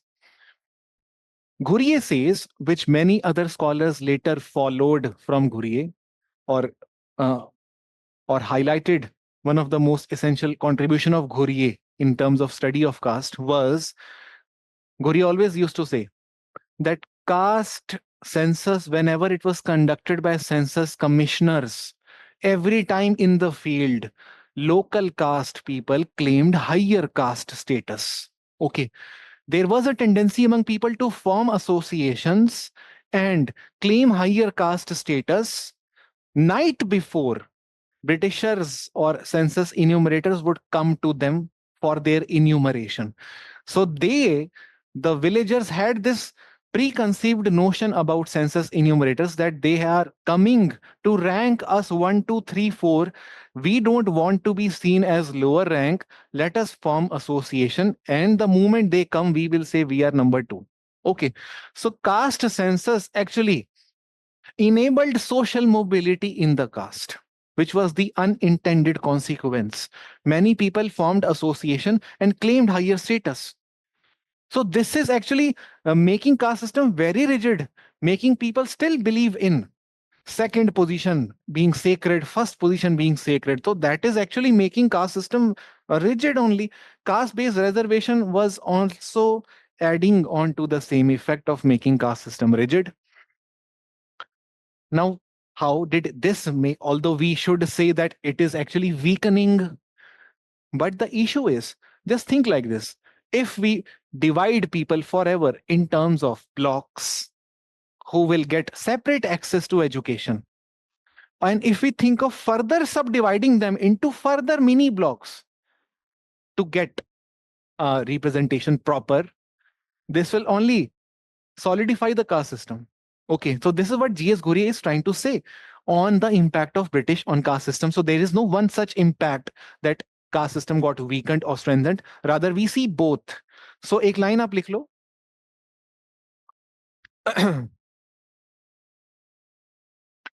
G.S. Ghuri observed both strengthening and weakening of caste system. Both strengthening and weakening of caste system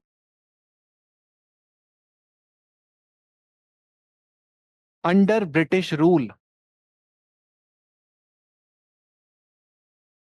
Under British rule. He was mainly concerned about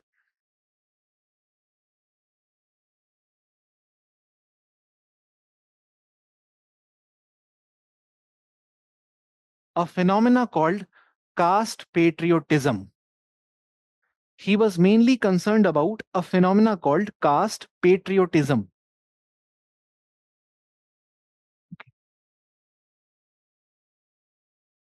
Now, what is caste patriotism? मैंने अभी आपको बताया, when caste census was conducted, many people formed associations. People, कौन से people? ये जो हैं सब जाट, गुजर, Marathas, they formed associations. Maratha association, कुनबी association, Jat association. ये associations missing है from the pages of history. Before you study British Indian history, आपको उसके पहले एसोसिएशंस दिखेंगे नहीं. ये एसोसिएशंस का राइज ब्रिटिश इंडिया के टाइम हो रहा है. With census Associations are getting developed more and more. Everyone wants to be seen as the top rank. And at the same time, with rise of association, people are developing more and more caste word tendencies among themselves. They are no longer just Vinay or Raj. They are Jat or Gujar because they are part of association. So this patriotism is more towards their caste. They are Jat first, Gujar first, Kunbi first, Maratha first. So patriotism at national level is subsided by patriotism at caste level, that our interest should be booked first.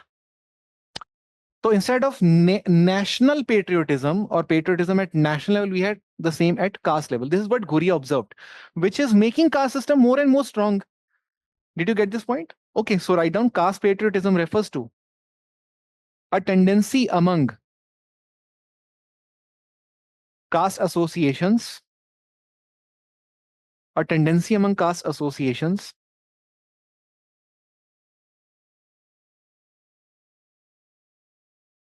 to develop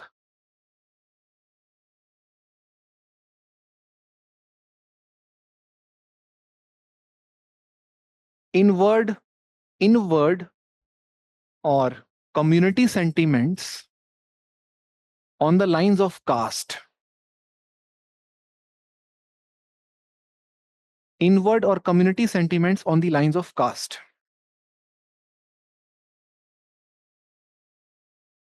Okay. So this was all about G.S. Ghurye.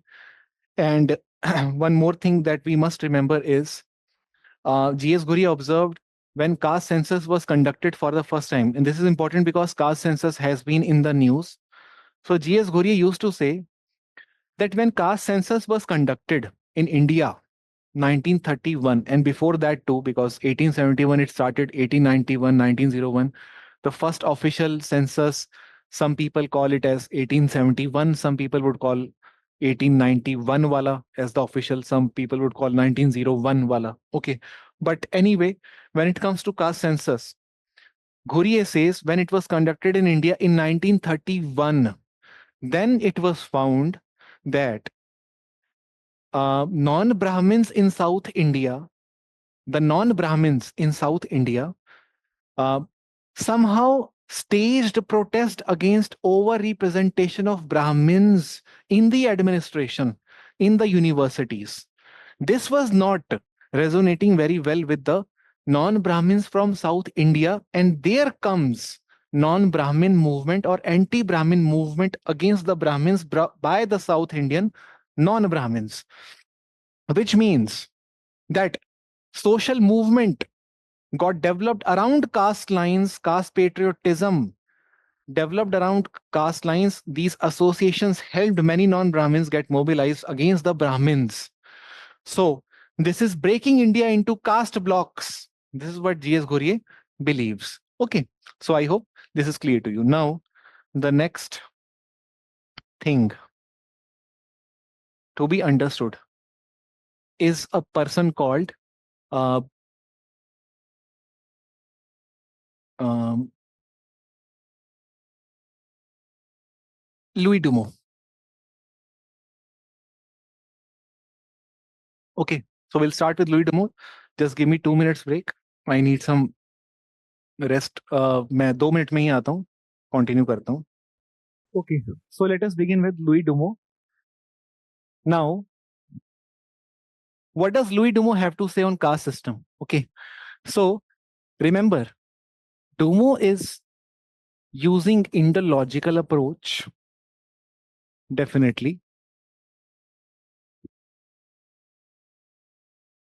on caste system. He is studying caste through Indo-logical approach, and he is also studying caste through what we call as the structuralist approach.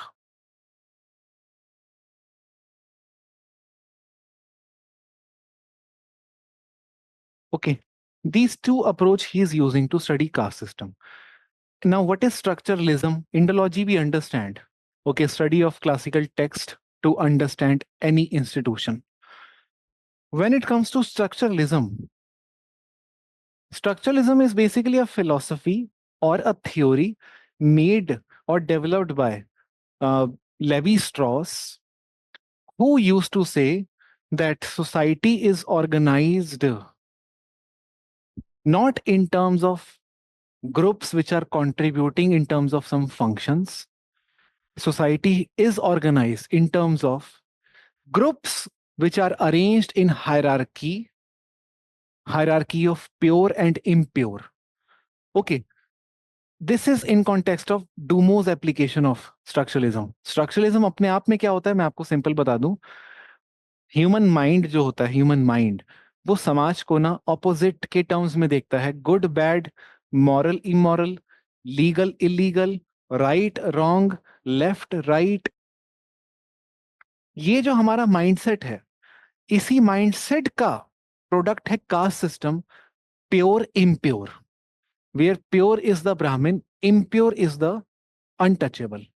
तो इसका मतलब caste system का pure impure का जो principle है, उसका कहीं ना कहीं से ओरिजिन डूमो ने इंडोलॉजिकल टेक्स्ट में पाया है. He somehow found the principle of pure impure in the Indological texts, where he found that cow is equated to Brahmins, and the person who killed the cow is seen as the impure or someone who cannot be forgiven. So impure and pure is coming from the notion of cow. Okay, the sacredness attached to cow. So structuralism को अगर हम define करें, an approach which classifies social world and its units in terms of binary opposition.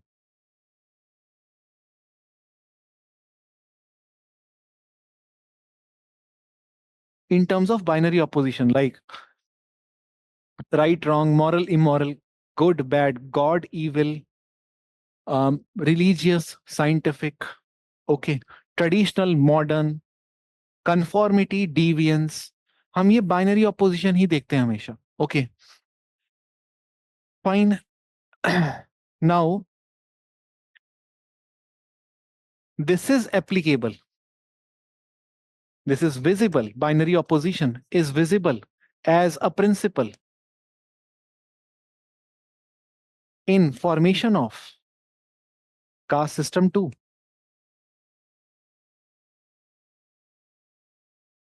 which is the pure, impure. Now, therefore, we must define caste system according to Louis Dumo. So, when it comes to Dumo's idea of definition, so Dumo says caste system is a classificatory system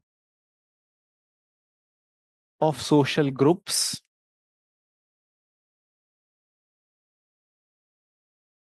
arranged in hierarchy of pure, impure principle.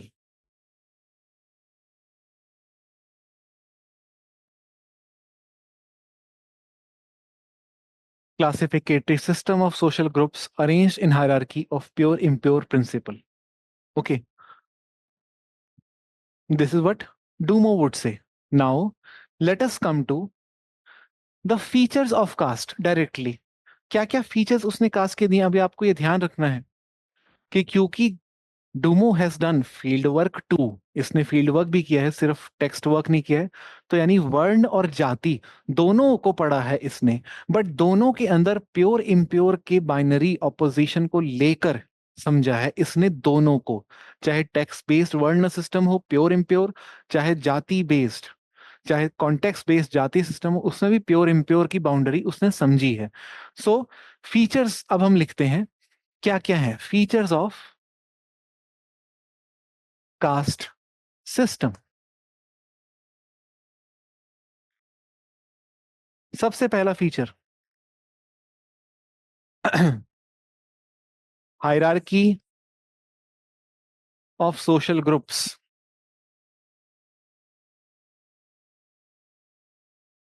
In terms of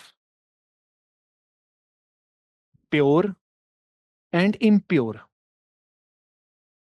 पहला feature तो यही हो गया, hierarchy of social groups in terms of pure and impure.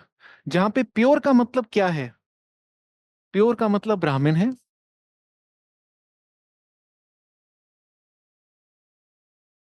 And impure का मतलब है untouchables.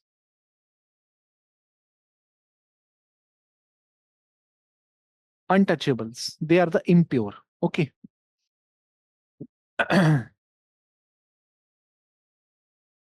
Okay. Second aspect, I'll come to Google too. जो भी आप बता रहे हो इसके बाद में गूगल पे आ जाता हूँ। एक बार पहले फीचर्स एक्सप्लेन कर देते हैं। Hierarchy of social groups in terms of pure impure, pure is Brahmin, impure is untouchable. Second, religion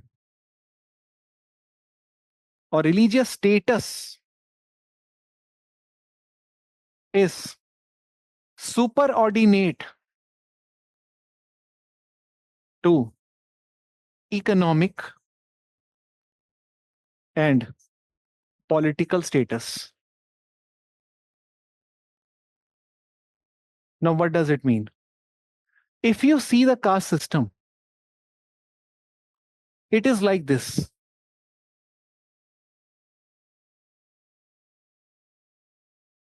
The Brahmin is at the top.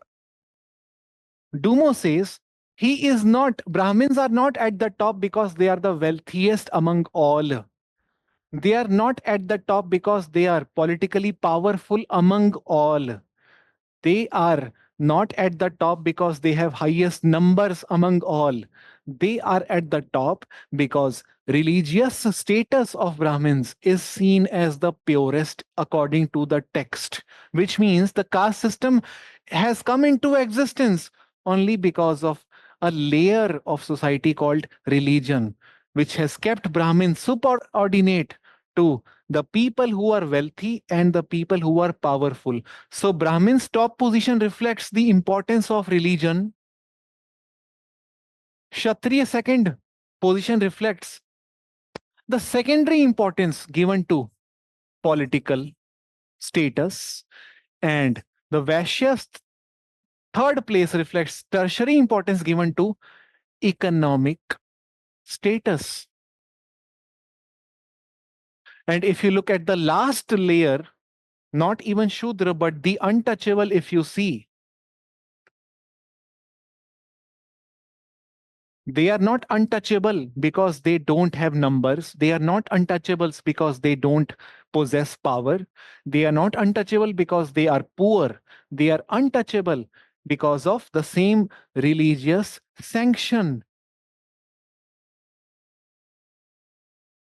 Religious sanction. So, what do you see eventually?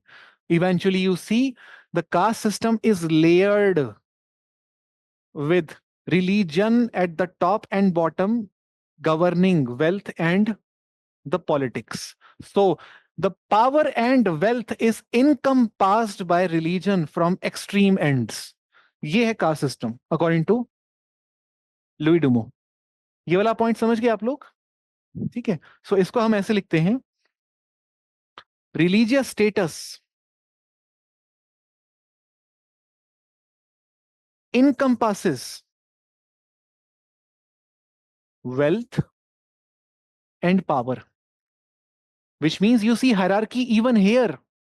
The hierarchy of three different dimensions of man's life, where religion is given super importance over the wealth and the power. This is also hierarchy. Okay, hierarchy of religion, power, wealth. Okay, here again you had hierarchy pure, impure. And this pure and impure are religious labels. Okay, so ये हो गए दो points. Third point, caste system is a ritual and non-competitive hierarchical system. Now, what does it mean? Ritual and non-competitive hierarchical system. What is the ritual you have understood? It refers to religion. What is the significance of non-competitive? If you understand the competition, which is conflict between groups or individuals, unlike that case, caste system presents to us groups which conform to their status without having any issues, which means Kshatriya have no issue with them being second, the Vaishyas have no issue with them being third, Shudra have no issue with them being fourth, untouchables have no issue with them being out of the Varna system. It is non-competitive hierarchical system. People cooperate. They don't engage in conflict. So write down, instead of conflict between castes, cooperation exists, sanctioned by religious beliefs.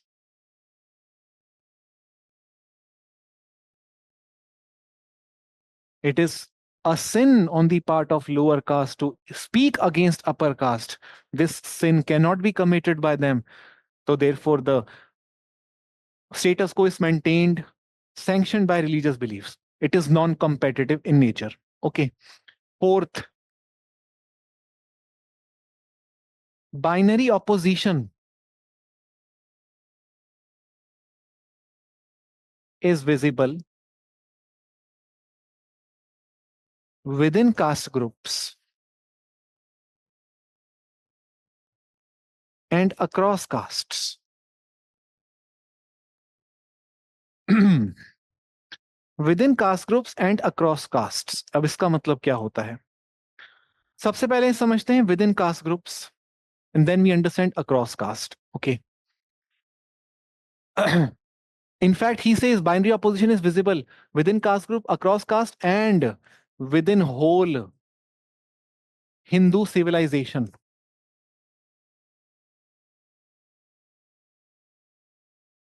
Within whole Hindu civilization, we can see binary opposition. अब वो समझते हैं कैसे. सबसे पहले बात करते हैं within caste. Okay. So within caste, there are many case studies which explains there are some Brahmins which are purest of the pure among all the Brahmins. Okay. So uh, and there are Brahmins which are seen as the impurest. Like, for example, in Banaras, there is a study by Jonathan Perry. She says that in Banaras, there is a class of Brahmin groups who conduct a death rituals. They are seen as impure. And when these Brahmins die, their death ritual is conducted by some other class of Brahmin, which is seen as the impurest, and so on and so forth. So basically, there is no class of pure Brahmin available. Within every Brahmin, you would see impure Brahmin, pure Brahmin. So, which means binary opposition is present within the caste group, and the same goes with the untouchables too. Untouchables seem to have been classified as impure homogeneously. But within untouchables, you would see the pure impure, which means the Brahmin untouchables are also observed. And the untouchable among the untouchables are also observed, which means that no class of caste is homogeneous. There is within caste the binary opposition of pure impure, be it Brahmin caste or Kshatriya or Vaishya or Shudra or untouchable. So write down one example here.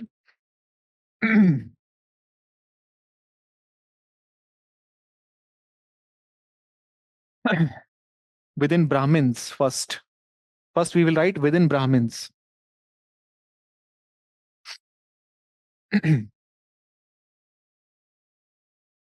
Non-priestly Brahmins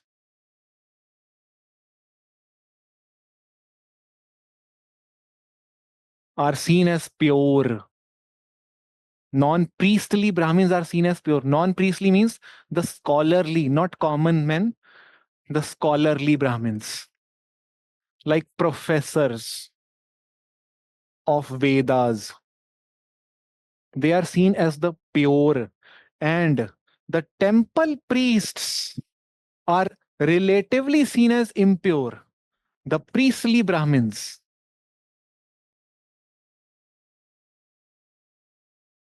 are seen as impure. Okay. Similarly, within priestly Brahmins, again we see pure impure binary opposition going on. How?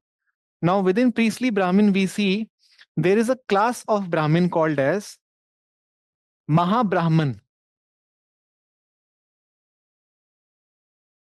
Mahabrahman. Okay. So they are basically the funeral priest to other Brahmins.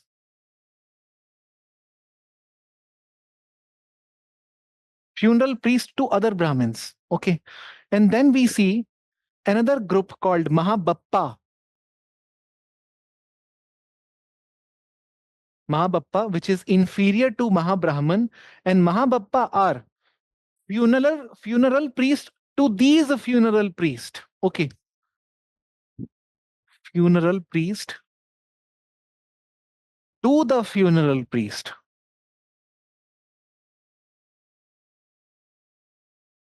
यानी जब ये लोग वो पंडित हैं जो किसी ब्राह्मण की डेथ पे रिचुअल्स करते हैं, और ये वो पंडित हैं जो इन ब्राह्मण्स की डेथ पे इनका रिचुअल करते हैं. ओके. और इनका स्टेटस किससे ऊपर है माना जाता है? बोला जाता है कि इनका स्टेटस है पुरोहित से ऊपर. पुरोहित से ऊपर. तो पुरोहित को रिलेटिवली इम्प्योर माना गया है. Okay. So that means this is very cultural thing. There is no universal all India pattern. It is very local. Okay. And this is one of the example through which you can show how within Brahmin also we see pure, impure thing. Okay. Now let us understand within untouchables. We have understood within Brahmins. Let us understand within untouchables.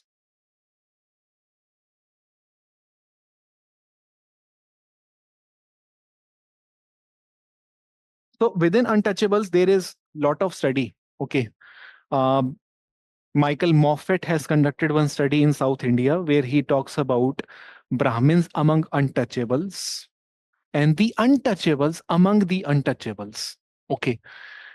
And it was a study in Madurai district, Tenglapatti, where he observed that Valluvar Pandaram was one local community in Madurai, Tenglapatti district. Valluvar Pandaram. It was actually Brahmin among the untouchables. The name of that untouchable community is Periyar or Parayar. Among the Parayar, which is an untouchable community, there is a community called Valluvar Pandaram, which is the Brahmin among the untouchable. And then there is a community within Parayar, which is what we call as Kurvikaran, which is the untouchable among the untouchable. तो बात ऐसी है कि परैयर नाम से एक community है.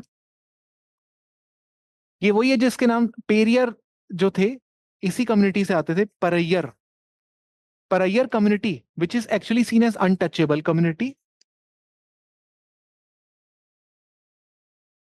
इस कम्युनिटी के अंदर वल्लूवर पांडाराम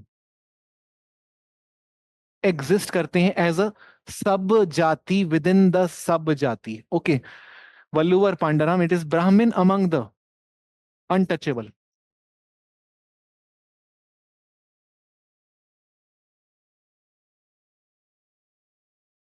Okay. And then we have Kurvikaran, which is the untouchable among the untouchable, which means you see pure, impure even within the impure. कहने की बात ये है, ओके, इंपॉर्टेंट वो ही उतना ही हमारे लिए समझना। और लुई डुमो यहाँ पे रुकते नहीं है। लुई डुमो बोलते हैं कि ये बात सिर्फ कास्ट सिस्टम तक खत्म नहीं हो जाती है। प्योर इम्प्योर का ऑपोजिशन पूरे हिंदू सिविलाइजेशन में दिखता है, हर चीज के अंदर। अब वो कैसे दिखता है? वो बात करते हैं फूड प्रैक्टिसेस की। So in food practices we have this distinction, classical distinction, सांस्कृतिक tradition distinction called pakka food and kacha food.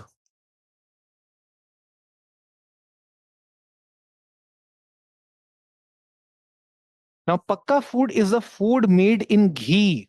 घी लगने मतलब प्योर हो गया है. Kacha food is the food made in water. Usually pakka food is consumed by the upper caste. Kacha food is mainly consumed by the lower caste. And therefore pakka food is seen as the pure and kacha is seen as the impure. Again, you see the binary opposition. Okay. Then he goes on to describe about what we call as occupations. Within occupations, there are some pure occupations and impure occupation. The priestly occupation or scholarly is pure. Manual or physical labor involving is impure. So on and so forth. Basically, there is no end to these things. Okay. And then he also explains that even in terms of veg food eating caste and non-veg food eating caste, the veg food eating caste are superior to non-veg food eating caste. And even within non-veg, in fact, let me also tell you the same. When food, pakka food, kacha food is there one pure and impure, then there is one more pure, impure within food, the veg food and the non-veg food. Now here veg food is given pure status, non-veg is given impure status, and within non-veg food too, there is another pure and impure where the mutton and fish are seen as pure non-veg and chicken is seen as impure non-veg because mutton and fish are offered to Devi in the temple. Chicken is never offered to Devi. Mutton and fish is observed among Hindus to have been offered among Devis, and Devis accept them. So, mutton and fish, and here chicken. Okay, तो इस तरह के उसने बहुत सारे दिए, but अब हमको उसके आगे जाने की जरूरत नहीं है, ठीक है। ये कुछ प्रिंसिपल्स हैं उनके कास्ट सिस्टम के. Let me see if I did not, if I missed out on any important feature. All the features are covered. इसके अलावा आपको और कुछ नहीं करना है घुरिए के अंदर, बस ध्यान रखना है आपको ritual status is superior to secular status. हमने ये सीखा घुरी डूमो की स्टडी से. Ritual status, if you go into the, कहां गया आपका सेकंड पॉइंट, ये हमें क्या बताता है? Ritual status is superior to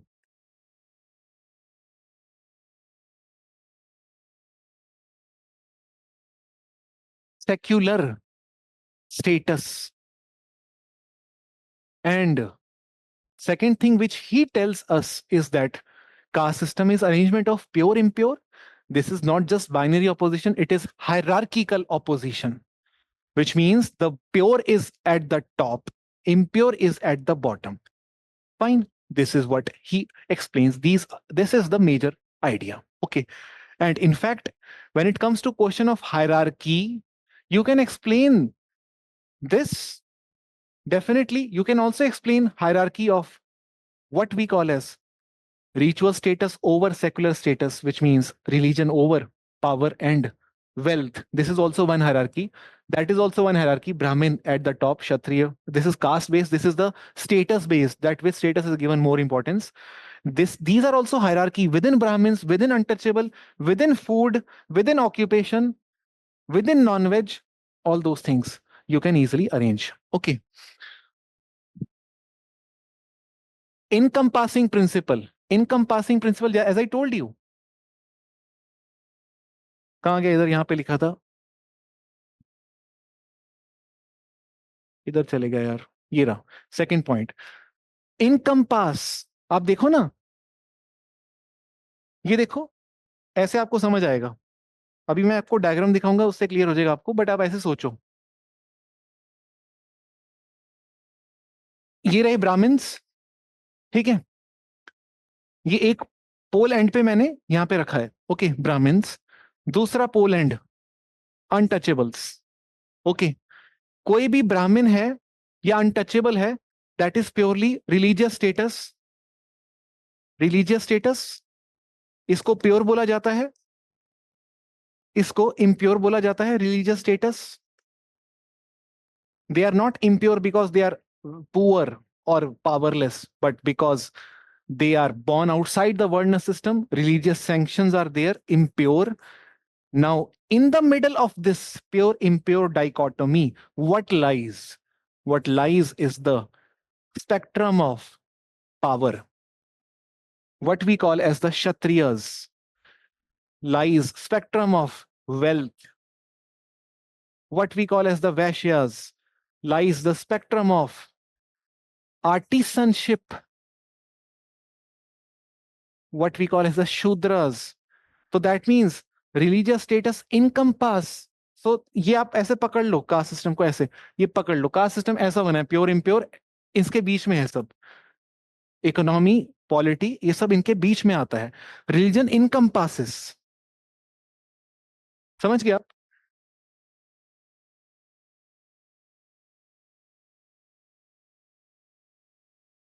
Krishnan versus clear to you? Dumont talked about binary opposition, but binary opposition है क्या? हायरार्किकल है नेचर के अंदर। Binary opposition of pure impure is hierarchical opposition of pure impure.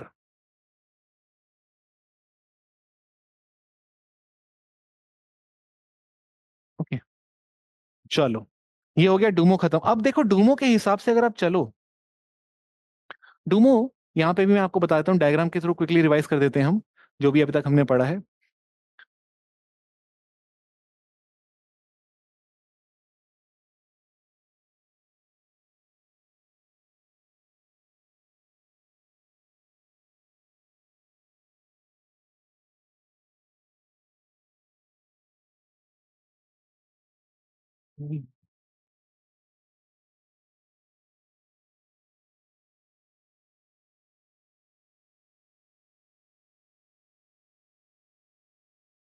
I think Duomo को यहाँ पे मैं miss कर गया हूँ डालना, बट कोई बात नहीं, हमने ऑलरेडी कर ही लिया उसको, मैं अपलोड करवा दूंगा आपके लिए। इसके बियॉन्ड और कुछ नहीं है, बस आपको ध्यान रखना है कुछ important points other than what we have described. Social change in cast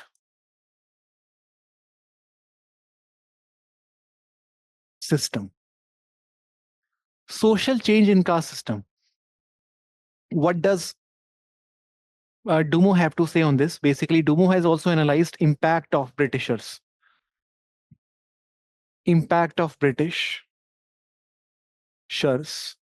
on caste system, and he, just like Ghurye, who coined the concept of caste patriotism, he also coined a concept of caste substantialization. Now, caste substantialization is nothing but castes which were in cooperation with each other, Jajmani system or division of labor based on specialization, the groups which were functional in nature. With the onset of British, these cooperative groups have become competitive against each other, fighting for share of resources, education, politics. They have formed association. They are in conflict against each other. They have formed association to have conflict against each other and to have greater stake in the politics, education, bureaucracy. everything that you can think of. And this makes caste uh, blocks which are not cooperative but in conflict with each other. So we will write down the caste system which was cooperative in nature,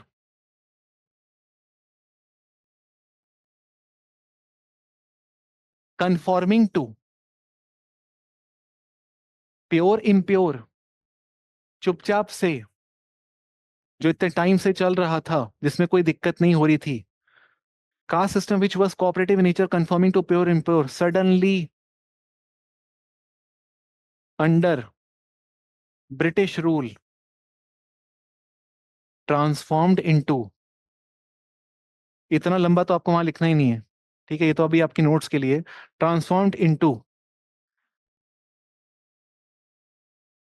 competitive blocks.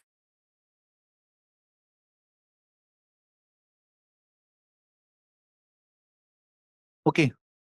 और ये blocks कैसे बने? Associations के through. Non ब्राह्मण कह रहे हैं हमें चाहिए रिसोर्सेस, दलित्स कह रहे हैं हमें चाहिए रिसोर्सेस, शेड्यूल कास्ट फेडरेशन बन गया अंबेडकर के under, Republican party of India बन गया अंबेडकर के अंडर, फिर उसी तरह से त्रिवेणी पार्टी बन गई कुर्मी कोयरीज की अगेंस्ट कांग्रेस। तो caste based blocks, caste based party, caste based federation, एक दूसरे अगेंस्ट लड़ाई चल रही है अब यहाँ पर। कॉम्पिटिटिव ब्लॉक्स बन गए हैं, कास्ट बेस्ड एसोसिएशंस आ गए हैं। Okay, fighting for stake over resources,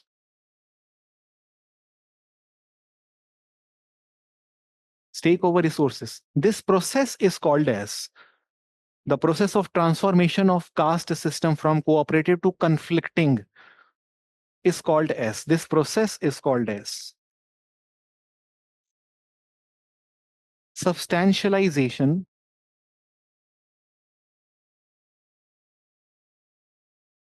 of caste.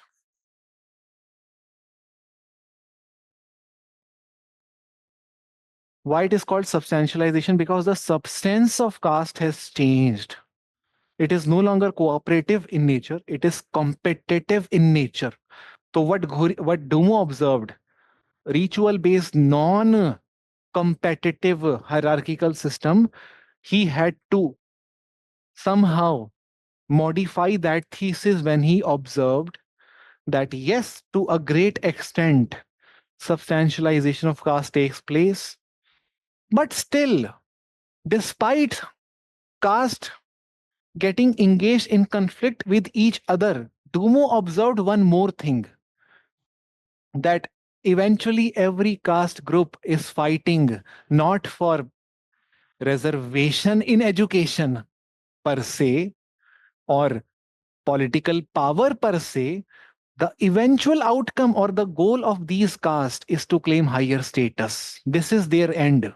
The higher status is always a ritual status, which means if the fight for ritual status is ever going, that means ritual status is always over and above the secular rank. Irrespective of whatever you may achieve economically and politically, people still strive for being Kshatriya, being Brahmin.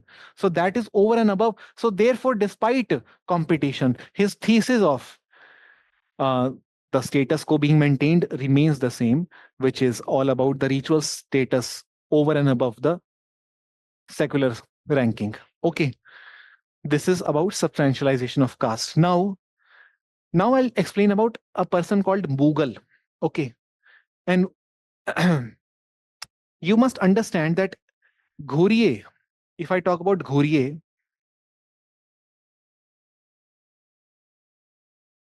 had given 6 features of caste.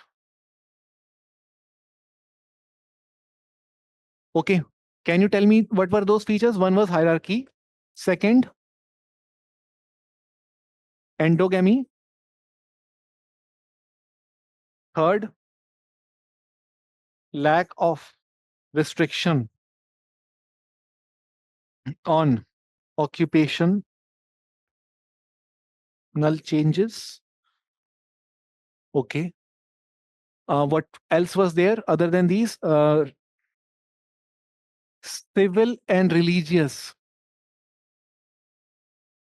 privileges and disabilities. Two more features were there. Segmental division of society was there.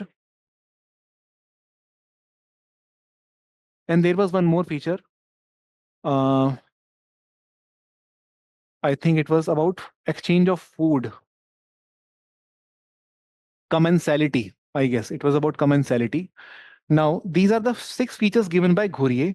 If you look at Bogle,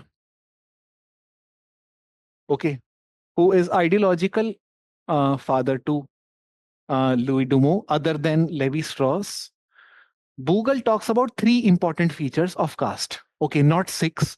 He talks about 3 features. Now, the features given by Bogle are hierarchy, hereditary specialization,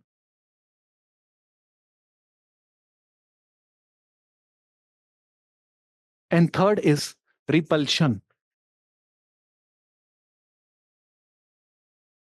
hierarchy होती है इनमें और repel करते हैं एक दूसरे के साथ, ये एक दूसरे के पास नहीं आते. हेरिडिटरी स्पेशलाइजेशन होती है, यानी बचपन से बाय बर्थ वो स्पेशलाइजेशन पास ऑन होती है जनरेशन टू जनरेशन.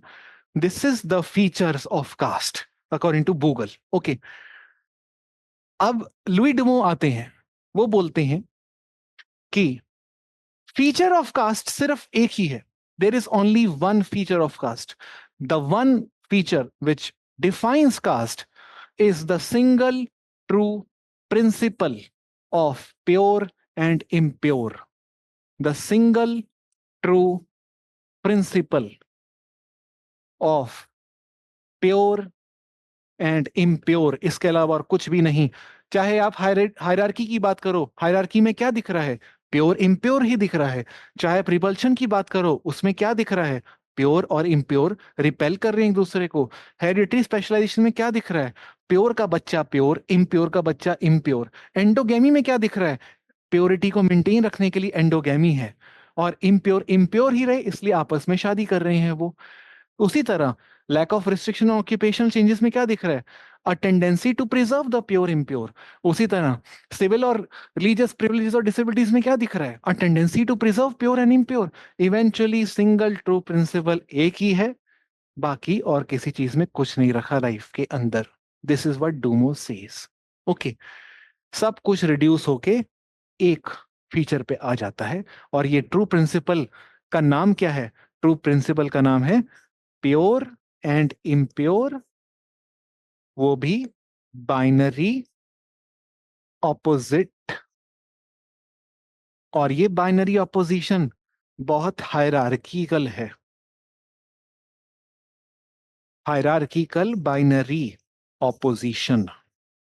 बस. दूसरा कॉन्सेप्ट आपको ऑलरेडी मालूम है, होमो इक्वालिस, होमो क्या कहते हैं, हायरार्किकस. वो आपने जरूर पढ़ना है अपने लेवल पर. ठीक है, उसको आप कर लोगे. बहुत सिंपल है. डायरेक्ट डिफरेंस आपको दिखाने. होमो हायरार्किकस इंडियन सोसाइटी को बता रहा है, वो होमो इक्वालिस वेस्टर्न सोसाइटी को बता रहा है.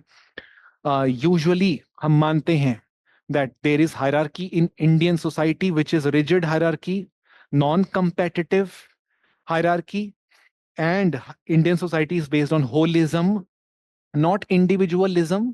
होलिज्म मतलब कि ग्रुप एफिलिएशन ज्यादा है. ग्रुप के लिए करते हैं लोग कुछ, जो भी करते हैं अपनी जाति को सामने रखकर करते हैं. इंडिविजुअल टेंडेंसी कम है. तो हायरार्की और होलिज्म डिफाइन करता है इंडियन सोसाइटी को, और वेस्टर्न सोसाइटी को डिफाइन करता है लिबर्टी और इक्वालिटी और individualism.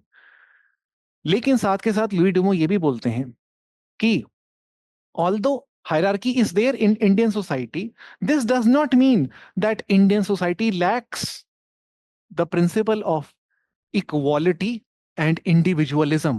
However, we must remember that equality and individualism lies beyond the caste system, which means at the level of sadhus.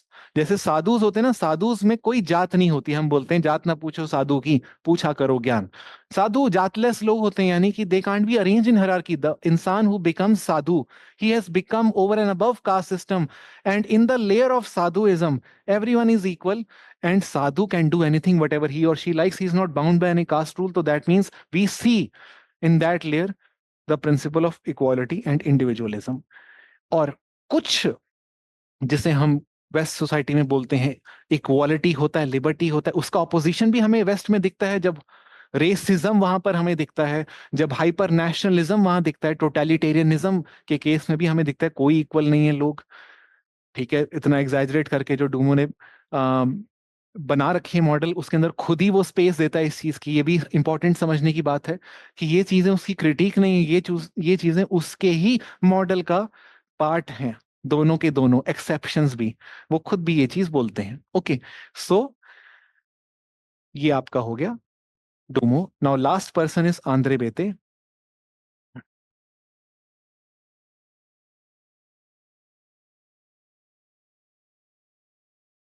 Andre Beteille, फटाफट मैं इसको खत्म करता हूँ 10 मिनट्स में। आंद्रे बेते सीधा बोलते हैं, अभी तक की जो स्टडीज हुई हैं कास्ट के ऊपर, none of them have been interpretative study. All of them have been study based on text or ethnographic detached study. Very few of them have, like M.N. Srinivas, tried to understand the how caste, how jatis at local level behave and how they look at the world, how they consider themselves different from other jatis. Some of this aspect were touched by M.N. Srinivas, but the pure interpretative study of caste is yet to be done. Andre Bete, under guidance of M.N. Srinivas, did field work in Shripuram. Sripuram में इनकी field study होती है।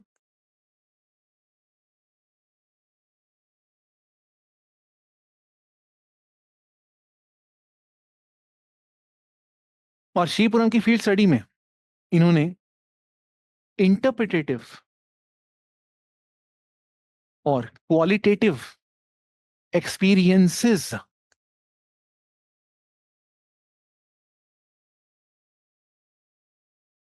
को ज्यादा महत्व दिया है, interpretative approach को और qualitative experiences of local जातीज। Now what is the meaning of this line, qualitative experiences? तो Bete says that first we must understand all the scholars so far, Ghoriye, Srinivas, Dumo, they are trying to fight on one issue, which is the primary status of caste. Is it the religion, or is it the economic status, or is it the political status? We have observed, as Srinivas suggests, that with political and economic status, you can gain ritual status so easy. That means political and economic status must be very important. But Dumo then says, does not matter. Ritual status always remains superior to economic and political status. Which means the Marxian thesis, which says that if you have class position, you are powerful and you have status. And if you compare it with Weberian position, which says there is no necessary correlation here, this is something that Bete would like to give in term of response to the scholar like M.N. Srinivas or Dumo. What is happening is, Bete says that people at the ground have multiple statuses. They have political status, they have religious status, definitely. They have economic status, they have population status too. These statuses can't be arranged in hierarchy in any case. What needs to be understood is, when does a person resort to which status in which context? We need to understand this as sociologists. We should understand or document which status is resorted to by which group of people at which context. इस चीज को समझने के लिए मैं आपको पहले example देता हूं और उसके बाद बेटे की स्टडी बताता हूं। सिंपल एग्जांपल अगर मैं आपको देने की कोशिश करूं तो वो इतना ही कह रहे हैं मैं दिल्ली वाला हूं, किसके लिए? उसी इंसान के लिए जो दिल्ली से बाहर है, उसी को मैं बोलूंगा मैं दिल्ली से हूं। अदरवाइज अगर कोई मेरे से पूछेगा आप कहां से हो, तो मैं दिल्ली से हूं क्यों बोलूंगा जब मैं खुद दिल्ली में ही रहता हूं और वो भी दिल्ली में ही रहकर मुझसे पूछ रहा है। बट अगर if he is asking me within Delhi, I would say I am from Rajendra Nagar.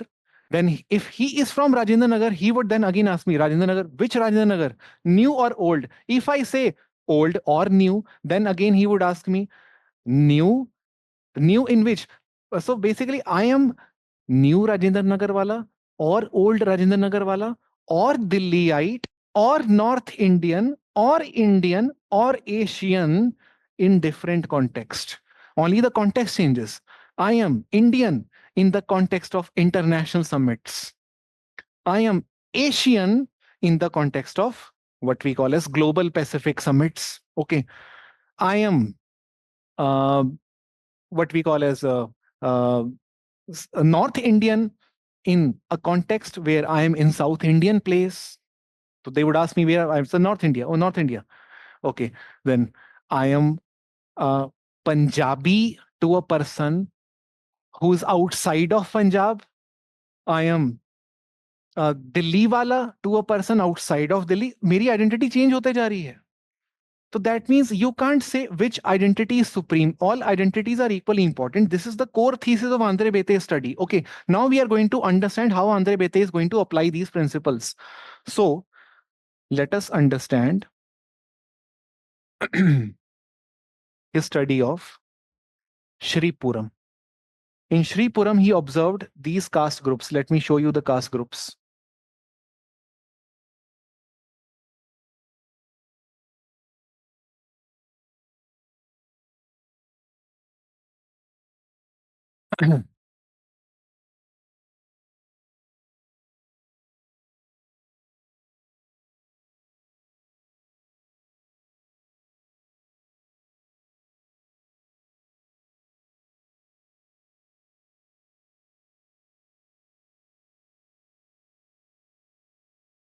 Just a second.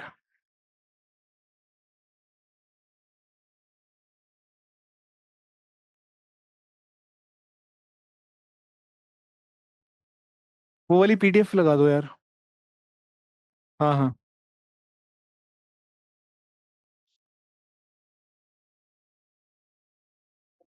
ये थी, ये दे दिया. ओके, तो इसका कहाँ गया रीड मोड?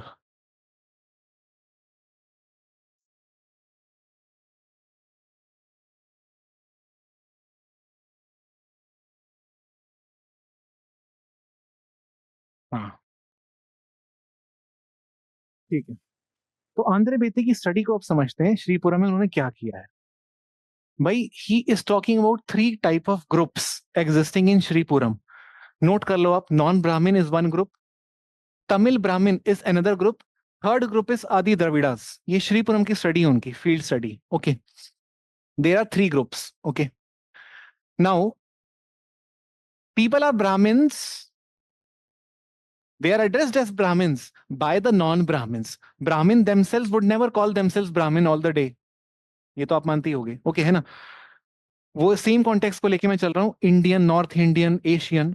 तो यू आर ब्राह्मण विद रिस्पेक्ट टू नॉन ब्राह्मण. फाइन. ओके, अब इसको आगे समझते हैं. आगे क्या हो रहा है, ये चीज में इंफेसाइज क्यों की जा रही है. Okay, let us go deep into the Tamil Brahmin study, which he studied importantly. He did not study all the castes. He majorly studied Brahmins because he himself, being Brahmin, got access easier to Brahmin colony. Among Brahmin, there is three classification group. Mirasdar Brahmins, who are the landlords. Temple priests, who is the second class of Brahmin. पंचांकरण Brahmins, the priest for the non Brahmins. Non Brahmin के जो priestly class है, उस वो भी एक brahminical class है. But this is a priestly class only offering service to non Brahmins. ये सबसे अलग ब्राह्मण्स है. ओके, सो इनके नाम क्या है? मीरसदार ब्राह्मण. विद इन तमिल ब्राह्मण देयर इज क्लासिफिकेशन. ओके, और ये क्लासिफिकेशन एक लेवल की हो गई। आगे चलते हैं, उसके बाद let me come to the conclusion which is very important. Within Mirasdar Brahmins landlords there are further subdivision within the Brahmins. The landlord Brahmins are Smarthas and Shri Vaishnavas. Okay. And other than these two, there is category of what we call as in the temple priest, Kurukul temple priest, Bhattachar temple priest. So far we have understood three categorization.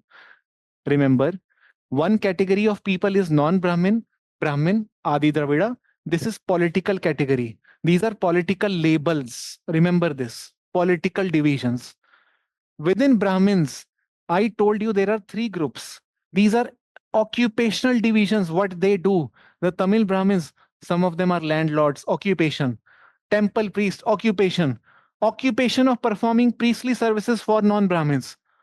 So occupational division. Third division among Mirasdar Brahmins is doctrinal division, which means among Mirasdar Brahmin, some are Smartha Brahmin, doctrine is their difference. They are the worshippers of Shiva, and Sri Vaishnava, who are the younger Brahmins, are the worshippers of Vishnu. Doctrine wise, they are different. Their religious beliefs are different. Kurukal is one temple priest who's different from the Bhattachar. They worship two different gods. When it comes to the next categorization, so we can easily understand that within Smartha Brahmins, there is further subclassification within Smartha. The classification goes like this: Vadma Smartha, Brihacharanam Smartha, Astasahasram Smartha, Vattiman Smartha, and then Tengalai Shri Vaishnav, Vadagalai Shri Vaishnav, which means which means this is not homogeneous group. Even this is not homogeneous group. This is not homogeneous group because it consists of two. This is not homogeneous group because it consists of three. This is not homogeneous group because it consists of four. This is not homogeneous group because it consists of two. We also need to understand why are these classifications existing.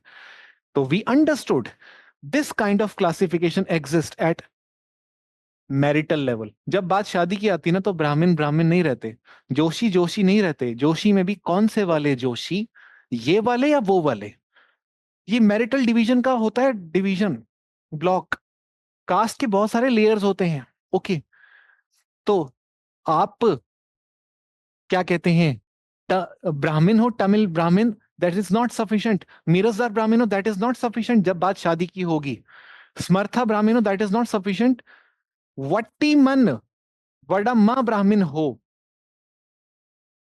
then we marry. Vattiman marry Vattiman. Astasahasram marry Astasahasram. So ये marital division वाला block है within Smartha. And last is the territorial block within Vadma. There is two more classification: Vada Desh, Chauda Desh. Within Brihacharanam, there is Madhanattu and Kandra Manikya. Okay. Now this is territorial division. जैसे हम बोलते हैं सतरिया Brahmins, ये उस तरफ रहने वाले, सरयू परी ब्राह्मण्स, ये टेरिटोरियल डिवीजन होती है।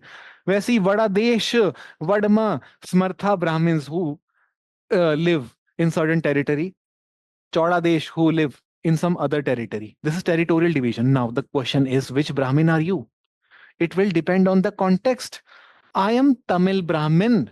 If non-Brahmin movement has taken place, then we are Brahmins, and we have to be in solidarity with each other, because non-Brahmins are going to have movement against us. No, we can't let this happen. We are Brahmins. Okay. But suddenly we are no longer Brahmin. When it comes to occupational differences, they are Mirasdar landlord Brahmins, and they are not like us. We are different Brahmins. We are temple priests. When it comes to doctrinal division, being Mirasdar is not sufficient. We are the Smartha Mirasdar Brahmins and Shri Vaishnava. That is completely different from Smartha one. And so this goes on and on.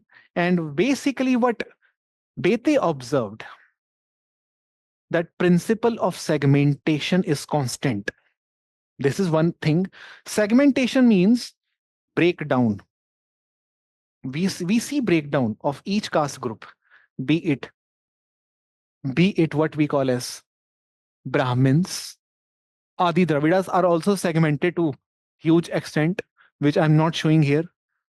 Non-Brahmins are also segmented to huge extent, which I'm not showing here. This is shown here only to show that principle of segmentation, that means the division, the breakdown, the fission does exist within the caste. Only the degree of segmentation varies, which means Mirasdar Brahmins are divided into two, Smartha divided into four, Sri Vaishnava divided into two. The degree of segmentation varies, but the principle of segmentation remains constant. This is what Andre Bete is saying. So this is one study, one facet of his study. Second facet of his study is already what you know, the caste class power nexus, how it is changing. Now let us come to that aspect too, how it changes. But this is one thing which I wanted to show to you. And here we will understand the second aspect of his study. So what is the second aspect of his study? The second aspect of his study is, firstly, remember, what did we gain by studying the first aspect? The issue is, what is caste system? Is it a ritual system? Is it an economic system, political system? Bete says you can't establish what system is this finally. It is all of it. It depends on context. If the context is what we call as political, then the internal differences within Brahmins are forgotten, they become Brahmin. You must have seen non-Brahmin movement, anti-Brahmin movement. You would never see anti-Mishra movement, anti-Pandey movement. You only see anti-Brahmin movement. That means it is a political term used in political context. Okay. Similarly, Dalit is also political term. Non-Brahmin is also political term. But Mirasdar Brahmin है, temple Brahmin है, पंचाकरण, ये तो occupational term है. This signifies occupation. Okay. And doctrinal, Smartha Brahmin है, श्री वैष्णवा, ये doctrinal differences हैं. ये सब बताने की कोशिश आंध्र बेते सिर्फ और सिर्फ इसी चीज के लिए कर रहे हैं कि आप किसी भी एक स्टेटस को प्राइमेसी नहीं दे सकते. Write down one line. This will help you summarise what Andre Beteille is trying to से.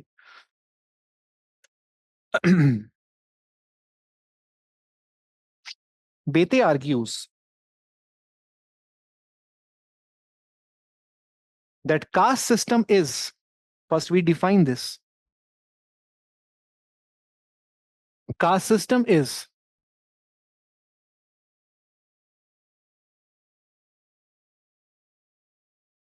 a segmentary system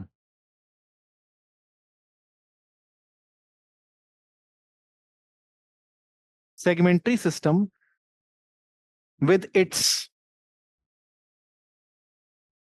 several segments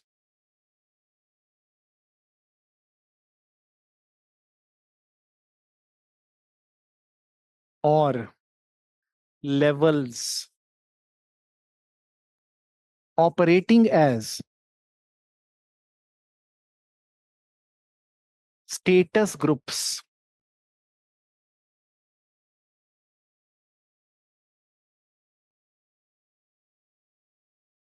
characterized by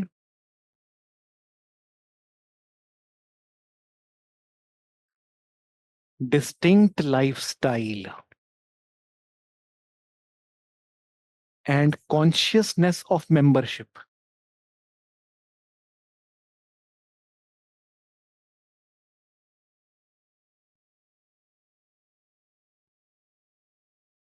आपको ये ध्यान रखना है, it is a segmentary system. अभी हमने समझे बहुत सारे सेगमेंट्स थे. इस डेफिनेशन को सामने रखकर वापस डायग्राम देखेंगे. Caste system is a segmentary system with it several segments. अभी हमने सेवरल सेगमेंट्स देखे और लेवल्स, जो भी हम बोलें, operating as status groups. Status groups आपको पता है, it is a Weberian term. Okay. Status groups क्या होता है?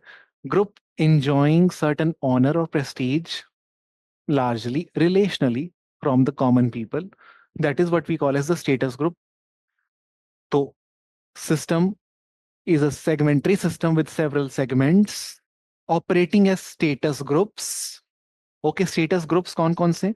ये सब स्टेटस ग्रुप ही थे, स्मर्था, श्री वैष्णवा ब्राह्मण, different status groups. Okay, Mirasdar Brahmin, temple priest, different lifestyle, different status group, characterized by distinct lifestyle and consciousness of membership too, which means they would seriously say they are not just Brahmins.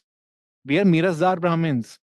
Consciousness of membership. No, we are not just Mirasdar Brahmins. We are Smartha Mirasdar Brahmins, and they are Shri Vaishnava Mirasdar. The consciousness of membership is very strong. This is what. Did you get this point?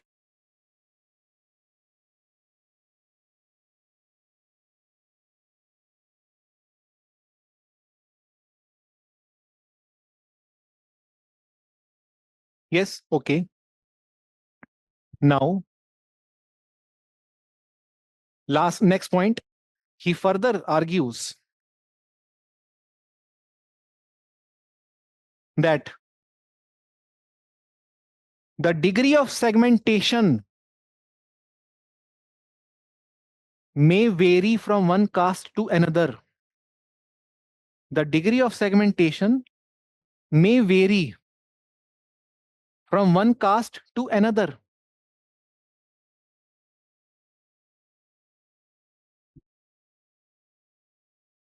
For example,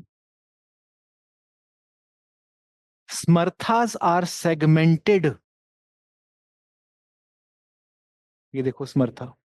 Smarthas are segmented to higher degree than Shri Vaishnava. Smarthas are segmented to higher degree than Shri Vaishnava. Secondly, second point, it is not just example, but a second point. The principle of segmentation is constant.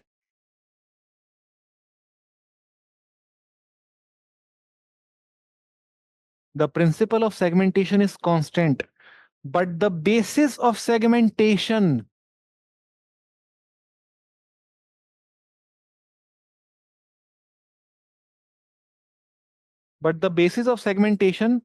may vary.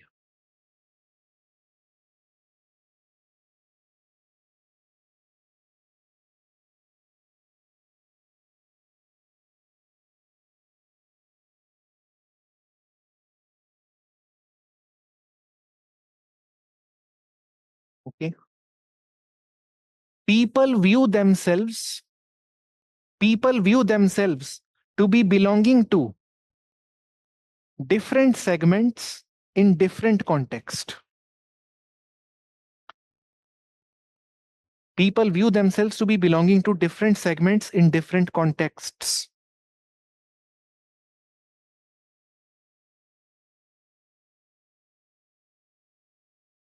Okay. Different segments in different context. If the context is territorial, okay, which means where do they put up, then they are a different caste altogether. Vadadesh, Chodadesh. When the context is marital, they are not just Vadadesh, they are Vadma, and the other person must also be Vadma if marriage has to take place. When the context is doctrinal, they are divided into different contexts. They are different groups like Smartha, Shri Vaishnava. If the context is occupational, then other divisions come. If the political context, then other divisions come. Eventually, last line, since there are multiple bases of segmentation, since there are multiple bases of segmentation, caste cannot be defined. Caste cannot be defined on the basis of any single set of attributes. On the basis of any single set of attributes, be it ritual or economic or political.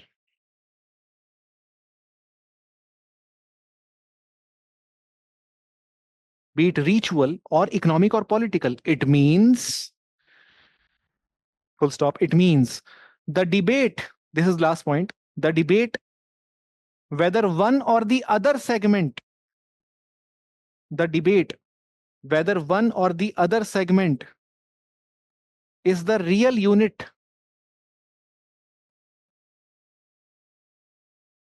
the debate, whether one or the other segment is the real unit, becomes meaningless.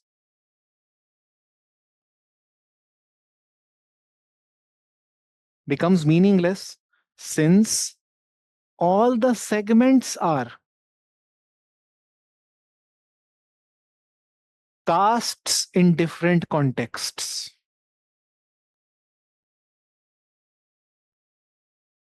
All the segments are castes in different context.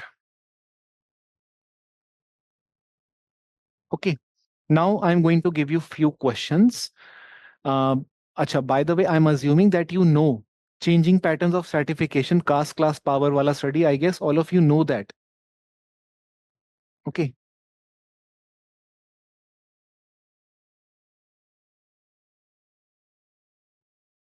No. Okay. Principle of segmentation is constant, but basis may vary. Sanya, can you please explain once? Okay.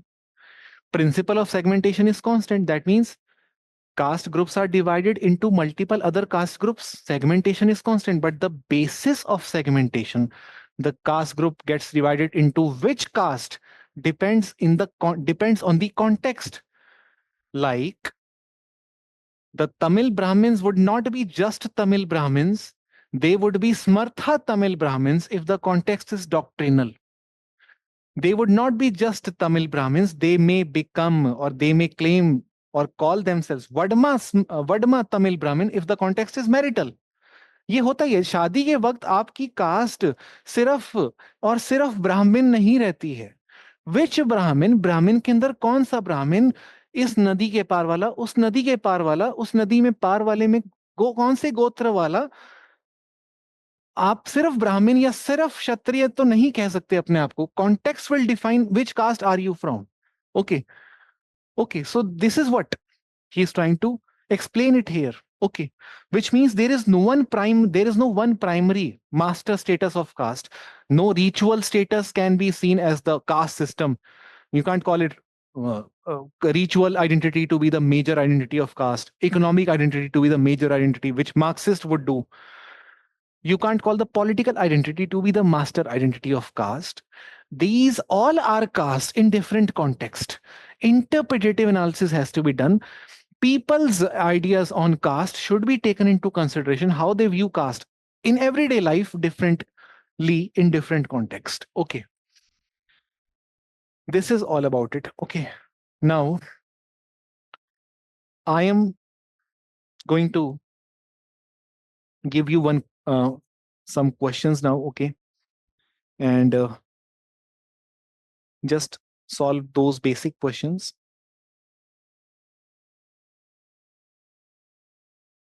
देखते हैं आप उसमें क्या करते हो. ठीक है, क्योंकि we can't go into the details of each and everything. आप लोग के लिए भी गलत हो जाएगा कि मैं इतना डिटेल में चल जाऊं. क्वेश्चन ज्यादा इंपॉर्टेंट है, उस पर आ जाते हैं. Question is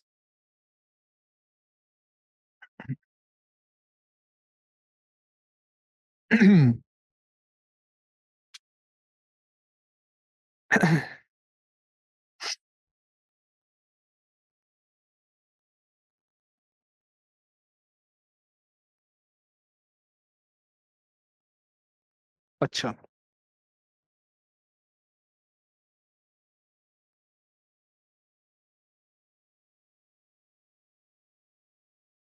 C what we must understand is, एक चीज तो हम कर ही सकते हैं अभी before I complete this topic.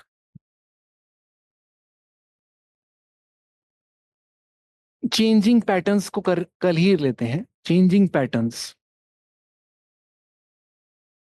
Of stratification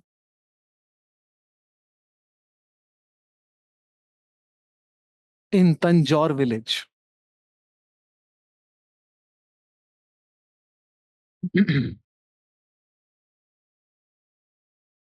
changing patterns of stratification in Tanjore village.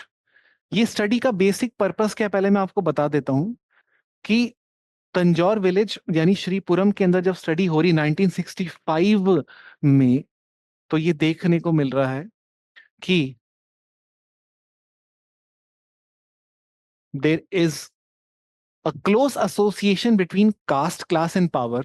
The people who are high in caste, which is ritual rank wise high in caste, they are also high in class and power. This is what Bete observed in his matrix: caste, class, power. This is what he observed. And here in the caste, he places Brahmins. Okay. Second, non Brahmins. Third, Adi Dravidas. He observed that for many years, this system was going on where Brahmins, being upper caste, were landlords too. We read in the ancient history they were given land grants by different kings. So Brahmins, being upper caste, were upper class too. Now, non-Brahmin, being second in position to Brahmin, were second in position to landlord, which is the tenants. Tenants. Adi Dravidas, since they are the community of untouchables, they were the free laborers or unpaid laborers. Okay. And when it comes to power, Brahmins were the headmen. Non-Brahmins were uh, political subordinates. And Dravidas were powerless. They had no political position with them.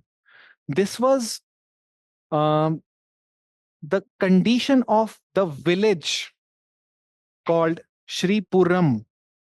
Now, this condition of this village uh, was very much visible till 1970s. So from 1870 to 1970, this was the structure of Tanjore village. Structure of Sri Puram,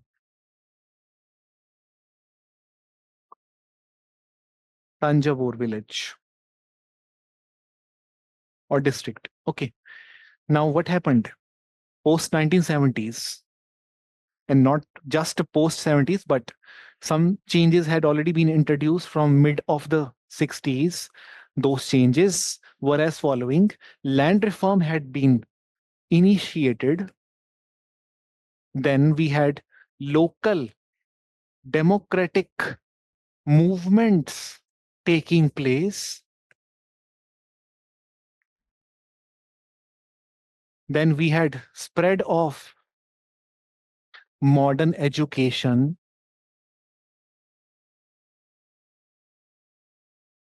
Okay. We had free market economy gradually spreading to these pockets, especially Madras city or the area around Shripuram. These changes had already begun. What was the impact of these things? The impact of these things was that this structure where caste defined class and power, this structure got collapsed. Okay, this is the structure where here we see caste, here we see caste defining class and power. This is something that we see here before rise of these agents of change, which means class and power was encompassed by or encompassed within caste, or caste had encapsulated class and power. And which also means that the system that we see here was very much symmetrical. Symmetrical. Caste defining class in power, caste में number one, class में number one, power में number one. Symmetrical system. Okay. And इसी को बोलते हैं undifferentiated, यानी खिचड़ी नहीं बनी है, undifferentiated stratification with no differentiation. Okay. Symmetrical, homogeneous. Now what is happening with land reform, with free market economy, with modern education, with industries coming up, with commerce sector developing, with local democratic movements developing, with panchayati raj institutions developing, PRIs का भी आना, constitution बनने बाद में, लेकिन आ तो पहले ही गए थे PRIs, ओके वो भी आए. अल्टीमेटली इन सब का इंपैक्ट क्या पड़ रहा है? Who has the maximum population in Shripuram? Bete had clearly observed non-Brahmins had the maximum population, maximum numerical strength in Shripuram. So that means who were the beneficiary of PRI, or who were the beneficiary of local democratic councils? The non-Brahmins are going to usurp power now. Just like Oka Ligas, by the virtue of them having great numbers, possessed power in Mysore. Similarly, we see the non-Brahmin possessing power, political, with the coming of PRI, spread of local democratic movements. So here we can safely understand the changes that are going to come now. Okay, now changes are not going to be so linear. Changes are not going to be so linear. System is going to get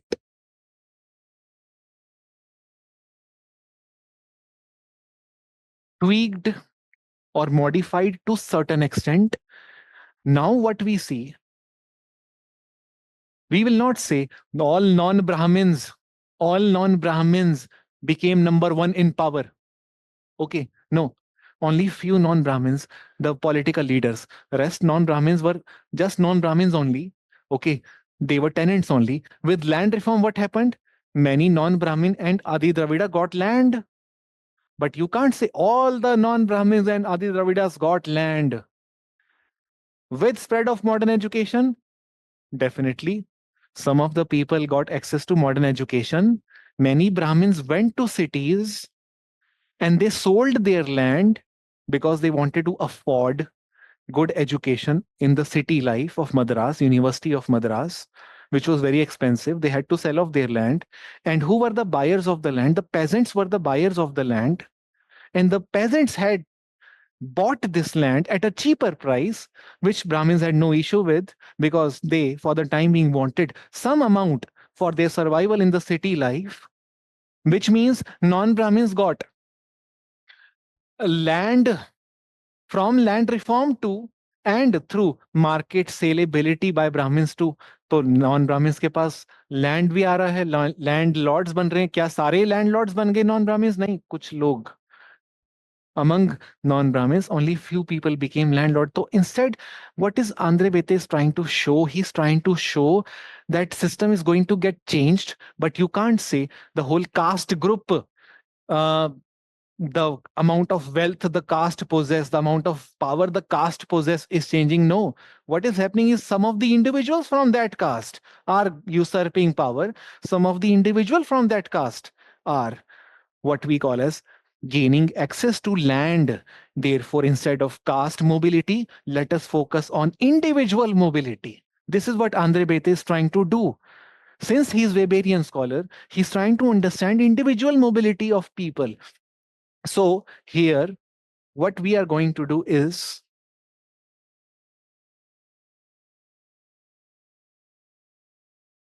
caste, class, power.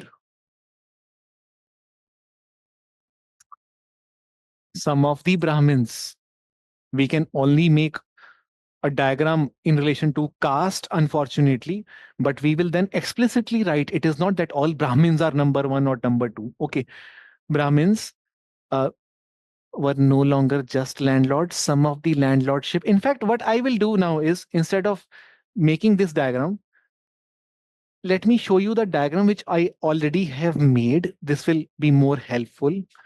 Um, it is like this. Now, see, Brahmins who were high in ritual hierarchy were landlords. Okay. Non Brahmins were tenants. Adi Dravidas were landless laborers with agents of modernization. Okay. All those things are agents of modernization, only land reform and all those things. What is happening? Landlordship is no longer confined to Brahmins. That is why landlordship got tweaked, twisted. Tenancy is no longer limited to non-Brahmin. We may see some of the Brahmins also becoming tenant now since they have lost their land and they also failed in education. Went, they came back to their villages and resorted to tenancy. That also happened. And some of the Adi Dravidas also became tenants. So that is why this box is tilted like this.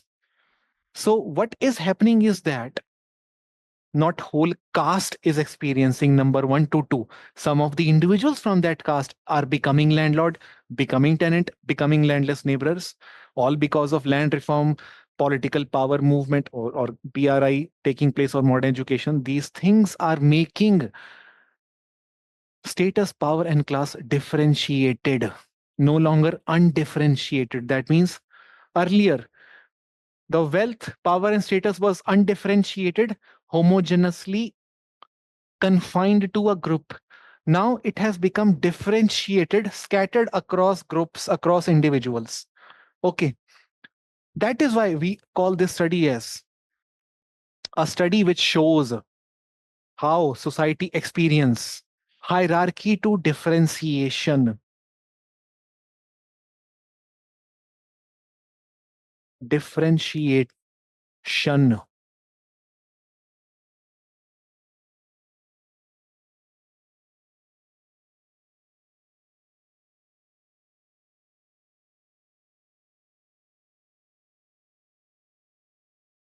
Okay, so you may see some of the Brahmins, you may see some of the Brahmins losing their land lordship or headmanship.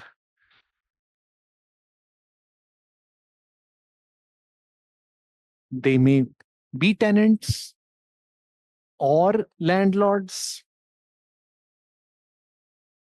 or what we call as landless laborers after losing all the land. Some of the non Brahmins also had the same thing. Some of them became landlord, some tenant remained, some landless laborers. Adi Dravida too, same thing happened. Basically, it was no longer caste defining class, it is the agent of modernization which is defining the life chances.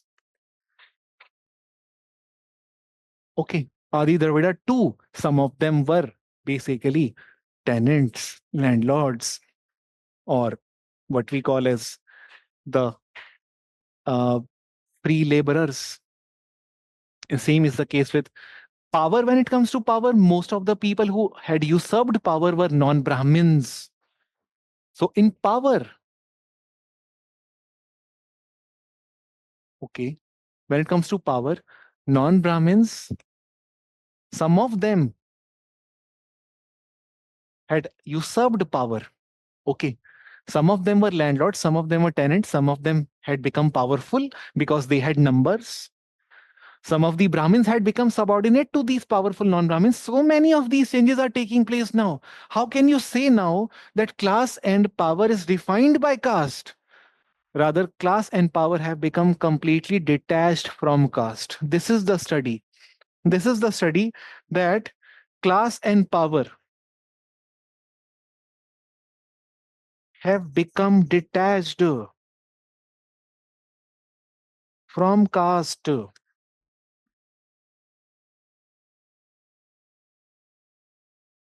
Okay, this is what the basic idea is. Okay, now segments from fission of segment to fusion. Yes. What was that in the last? Did you get this? ये आपको समझ आ गया? Any doubt here? Okay, ये आपको clear हो गया? तो symmetrical से एसिमेट्रिकल, डिफरेंशिएटेड से, सॉरी, अनडिफरेंशिएटेड से डिफरेंशिएटेड। ओके, डिफरेंशिएटेड अक्सर यूज किया जाता है ब्रेक डाउन दिखाने के लिए। Landlordship has broken down, landlordship is not confined to Brahmins, it has scattered across caste. Differentiation of wealth, differentiation of power, no longer confined to Brahmin.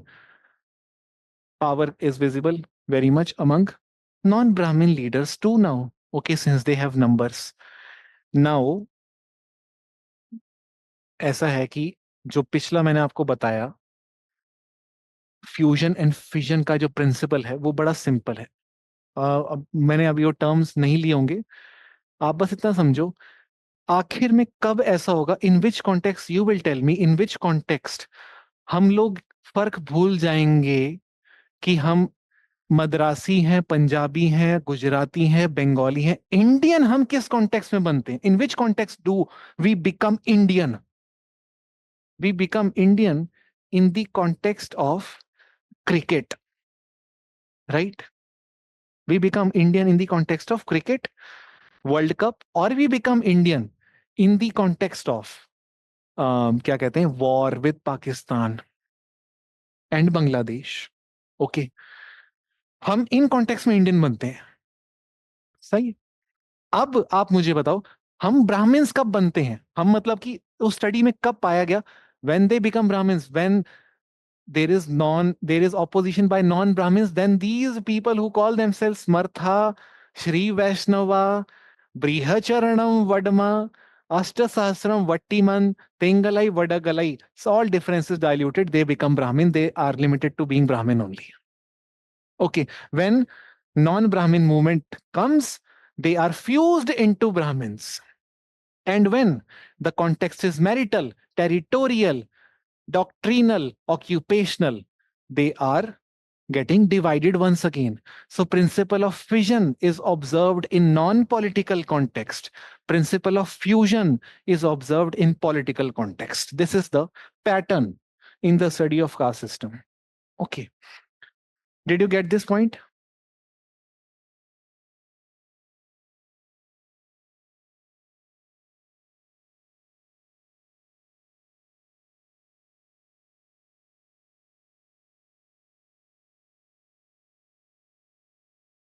ये वाला part आपको समझ आया ऑनलाइन स्टूडेंट्स? इसको आप लिख लो, you can write this down.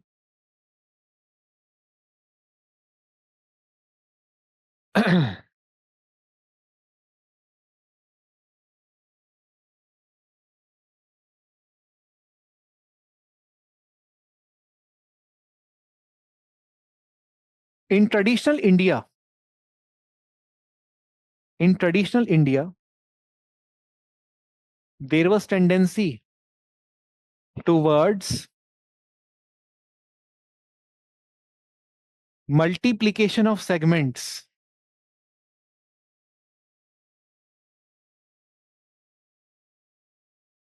tendency towards multiplication of segments or fission.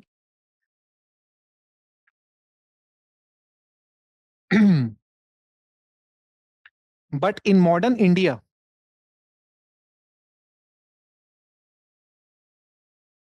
but in modern India, the trend is reversed towards fusion of segments.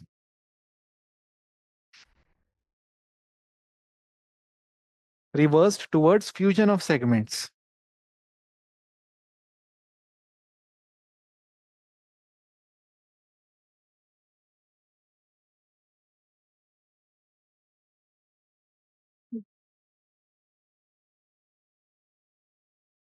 In the modern India, last point, in the modern India, caste groups have become political groups, and Brahmins have combined together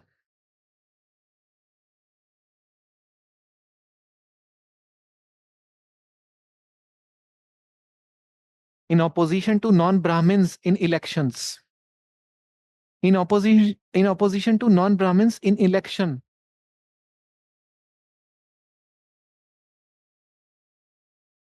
okay, आप simply इतना सोचो बस. There is a person called Mirasdar Brahmin who is contesting election, whose caste is Mirasdar Brahmin. And then there is another Brahmin, Panchankaran Brahmin, who is contesting election. And then there are some non-Brahmins, the Shudras and Adi Dravidas. If I am a Brahmin, I would not understand these differences as important now. I just want Brahmin group to win the election. So my vote is to Brahmin, be it Mirasdar, Panchankaran, we are Brahmins first. In the political context, we fuse as Brahmins, but in the non-political context, we become dispersed. During marriage, only we will ask each other which Brahmin are you. ये वाले Brahmin नहीं हो तुम, वो वाले Brahmin चाहिए हमें. ठीक है? So during marriage we will become scattered, but during political context we become fused. यही study है बस. ठीक है? मॉडर्न इंडिया, जैसे आप एजेंट्स ऑफ मॉडर्नाइजेशन की बात करते हो, वैसे वैसे अब जो फ्यूजन है वो बहुत स्ट्रांग होते जाएगा. कास्ट पॉलिटिक्स का मतलब क्या है? फ्यूजन बहुत स्ट्रांग हो गया है आज की डेट में. Okay, understood this point.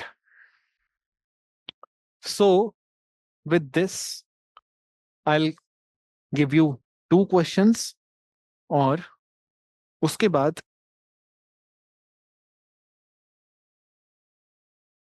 हम क्लास को खत्म करते हैं.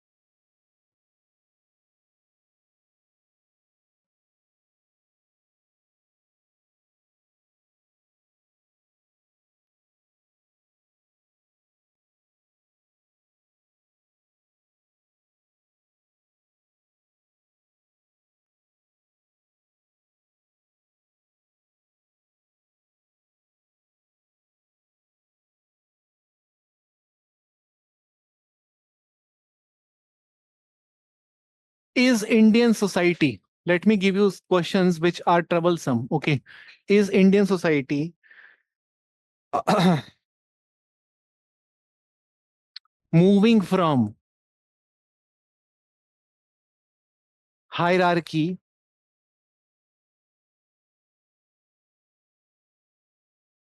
towards differentiation?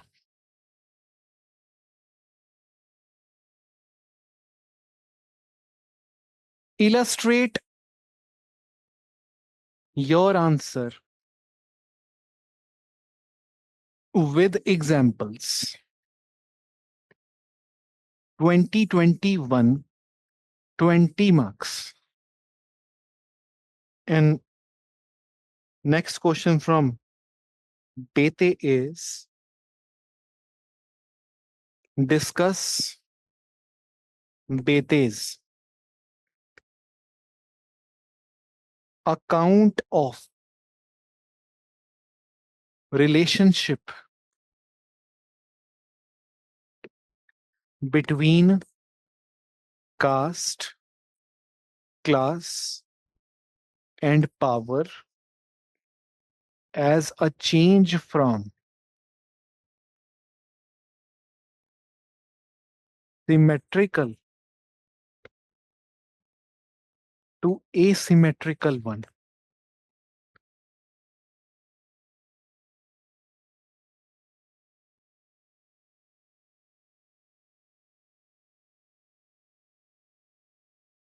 Just think of the structure for the first question. Okay, इससे मिलता जुलता क्वेश्चन आ सकता है इस साल, क्योंकि 2024 मतलब थ्री इयर्स का गैप है, तो ऐसे क्वेश्चन वापस से गोल घूम के आते हैं. Just think of the first question. I'll tell you the structure later on. आप 4 मिनट लो, 5 मिनट्स लो आप फर्स्ट क्वेश्चन के स्ट्रक्चर के लिए.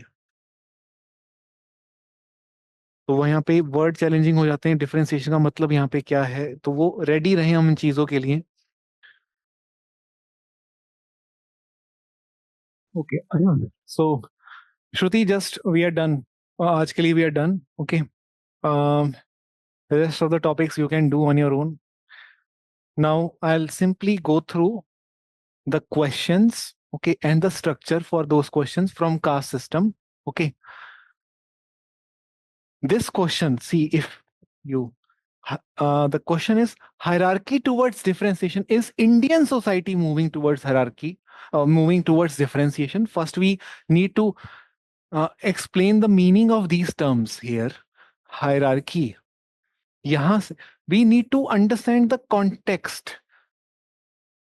There is no fixed meaning of hierarchy. Hierarchy is defined by Dumo is different from hierarchy as defined by Weber, as defined by Ghourier. Okay. In all the cases, there is vertical arrangement, but the criteria for vertical arrangement is different, but hierarchy is there. So hierarchy, one thing is very sure, it is vertical arrangement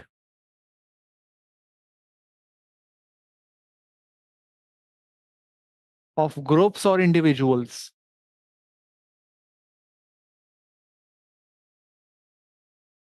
on the basis of either ascriptive or achieved status.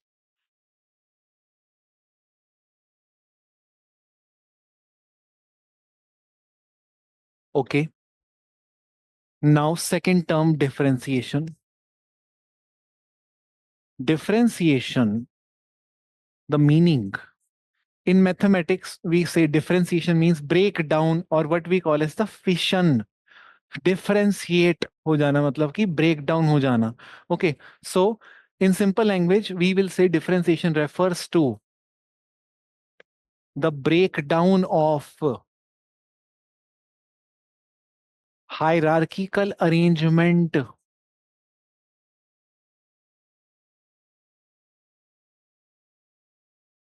of wealth, power, and status. Breakdown of hierarchical arrangement of wealth, power, and status. This is the meaning. Now, let us come back to the demand. We have defined the key terms, defined, and now we come to the demand. Demand was, is Indian society moving from this to that? We know one scholar very well who has actually explained hierarchy to differentiation, which is Andre Bete. And in Andre Bete's study, we understood what he meant by differentiation. So we must give a context here. We will say, in the study of caste system at Sri Puram, Bete described these two keywords to explain the movement of or changes in the patterns. 20 marks है. Okay. Of stratification. Establish कर दिया हमने context. Contextualise कर दिया इन दो keywords को, नहीं तो इनका तो कोई ठिकाना ही नहीं है. इनको कॉन्टेक्चुअलाइज कर दिया बेते की स्टडी में डालकर. अब पहले बेते की स्टडी से शुरू करते हैं, फिर उसको इंडियन सोसाइटी में ले जाएंगे. विलेज से शुरू करेंगे, फिर ये जो फिनोमेना विलेज में देखा, क्या ये इंडियन सोसाइटी में दिख रहा है, वो अब हम समझेंगे. पहले विलेज में दिखाते हैं. तो हम ऐसे बोलेंगे कि श्रीपुरम विलेज जो है,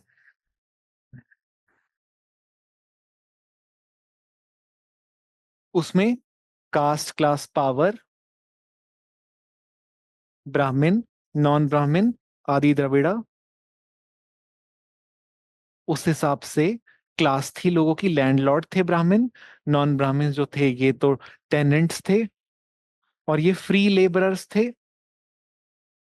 ओके, पावर वाइज हेडमैन थे Brahmin, Thevar subordinates and Thevar powerless. So that means class and power was defined by caste. That means hierarchy of caste or ritual rank was defining hierarchy of class, hierarchy of power. Okay, तो हमें यहां पे ये दिख रहा है कि hierarchy of caste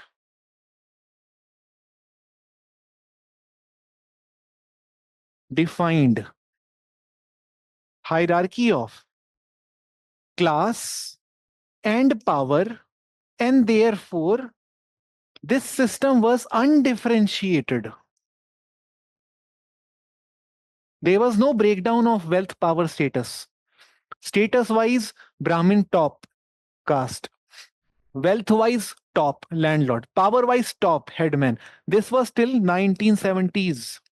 Till 1970s, this was Shripuram village. Now Shripuram village underwent changes. The changes that Shripuram village underwent was possible due to agents of modernization, and those agents of modernization are land reform, PRI, free market economy, modern education, and rise of caste free occupations. Caste free occupation like engineer did not have to be from a specific caste free occupation, unlike sonar, okay, who had to be from. So we had rise of caste free occupations, and all of this was agent of modernization. Now these agents, when they interacted with this structure, the structure got tilted in a manner that wealth, power, status, which was hoarded by a group, got scattered, dispersed across individuals, making the system differentiated. Okay, making the system differentiated. And this differentiation, if it happened at a village level, now the question is this differentiation like this taking place all over India? Yes, we can easily say with the onset of reservation, women empowerment, legislative reforms to counter untouchability, and other reforms like labor code or gig code, we see people from different caste engaged in different classes, and people from different caste background also seen in different political party contesting power, be it man, be it woman, be it North Indian, South Indian. Wealth, power, or status is not concentrated, it has gone differentiated. So here you just have to make structure like this, that you will say that just like wealth, power, status got differentiated in Shripuram, we can observe the same in Indian society too.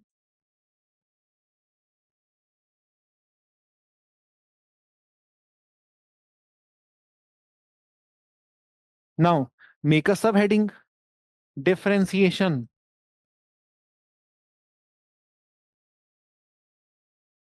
At the level of society as whole.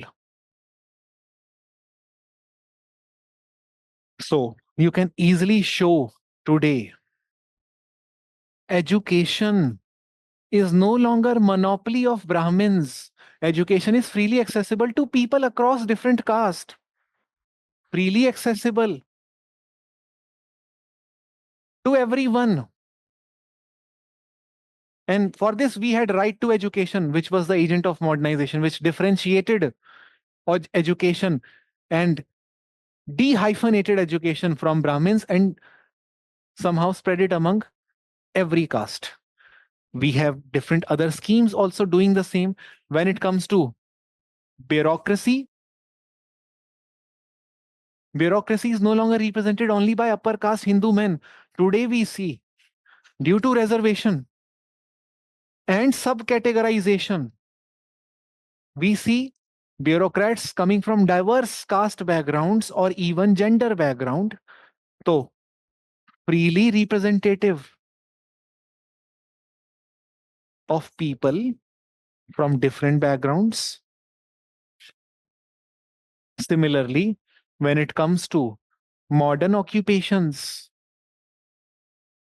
be it lawyer, doctor, those are also not limited to upper caste now, unlike the traditional society or Indian traditional society where Brahmins had usurped maximum of those positions of lawyer, doctor. Now we see all these getting dispersed across different individuals along caste line, along gender line, along ethnic line. Yeah, this is how you see you show differentiation of Indian society. Did you get this structure? Okay. So the base for this question was Andre Bete's study. Okay. From Andre Bete, we come to India level. Okay. Andre Bete himself would not have said, and he also clearly said, whatever I am observing, that is only for Shri Puram. I can never draw generalization large scale that this changing pattern of certification is taking place beyond Shri Puram too, because the data set available before him was that of Shri Puram, and he was a dedicated field worker. He did not want to become a theoretician. And he just developed an ideal type of social change in Sri Puram. And he said the same ideal type or typical classification of change can be observed all throughout India. He did not have capacity to do that only because of limitation of field worker. But we can definitely conclude that on the basis of the knowledge that we have. And for this, we don't require scholars. For this, we just require to hit the demand. Hitting demand is most important. Okay. While writing these points, you may then write some scholar. Like if I say bureaucracy has gone freely representative and it is no longer limited to Brahmins now. So I can safely say that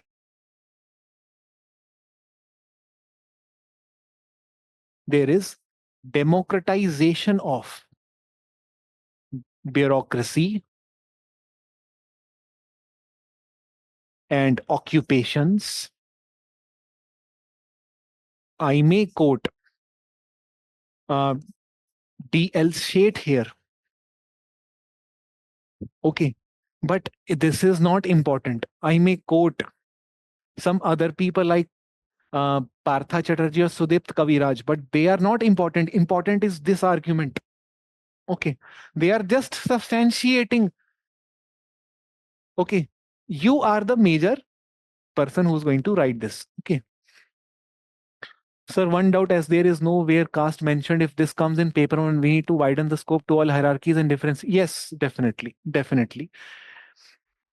So if see the thing again, if the keywords are defined properly, we are helping ourselves. Okay, that is why definition becomes very important. We with definition we help ourselves only, and examiner definitely is going to get helped, and he will get help to extent that he may give you good marks.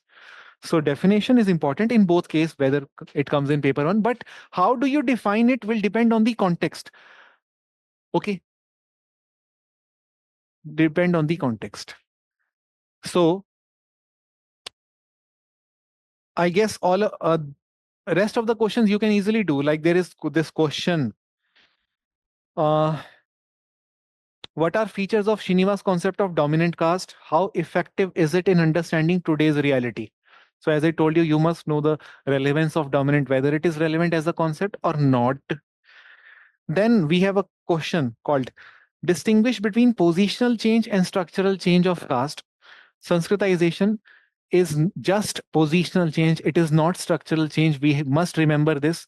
Structure of caste remains the same. There is again one, two, three, four. Only who is the two has changed. So position is changing of the peasant group from Shudra to Kshatriya. But structure remains the same because none of them is questioning the structure. They are conforming to structure and playing around within the structure. Okay. And this has to be done through examples mainly. Okay. It was 10 marker question. Now, question was contextualize Dumo's concept of binary opposition with reference to caste system? You can easily explain now. This is last year's question. Next question is, how do you justify Dumo's deliberate stress on ideology?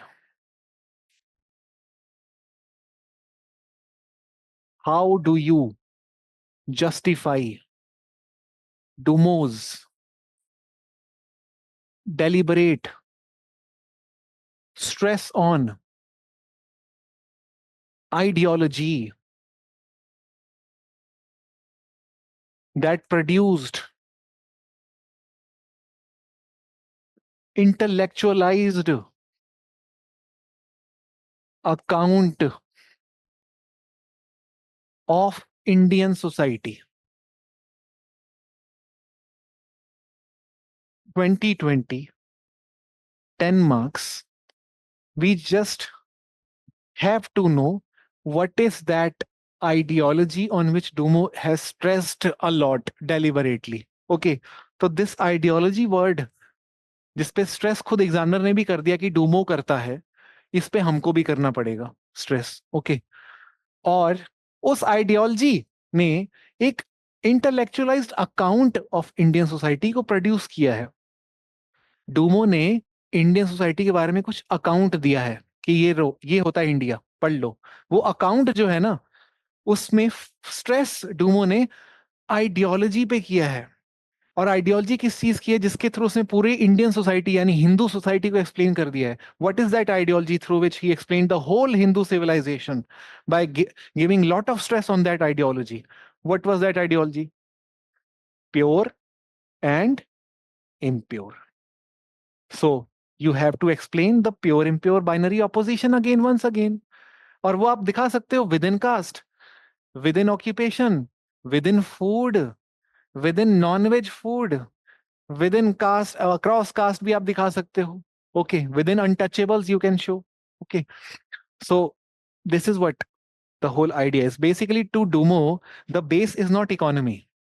Okay, like Marx would say the base is economy. No, Dumo ke liye base is the base of Hindu society specifically, not society as a whole, but Hindu society specifically.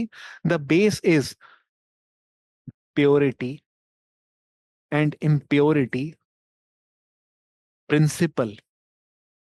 This is the base, and on this base stands religion or caste or food practices, economy or occupations, family norms.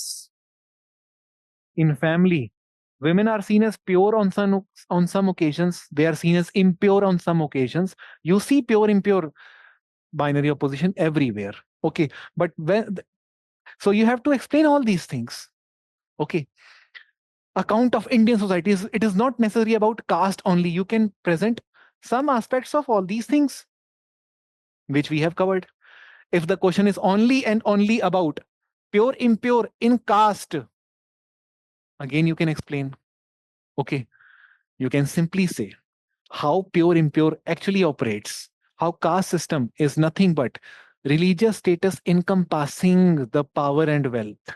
Okay, so, and in that caste system we see Brahmins are the pure, untouchables are the impure, and within Brahmins we see pure Brahmins, impure Brahmins. Within untouchables too we see pure untouchables, impure untouchables. When it comes to exchange of food, again we see pure impure dichotomy.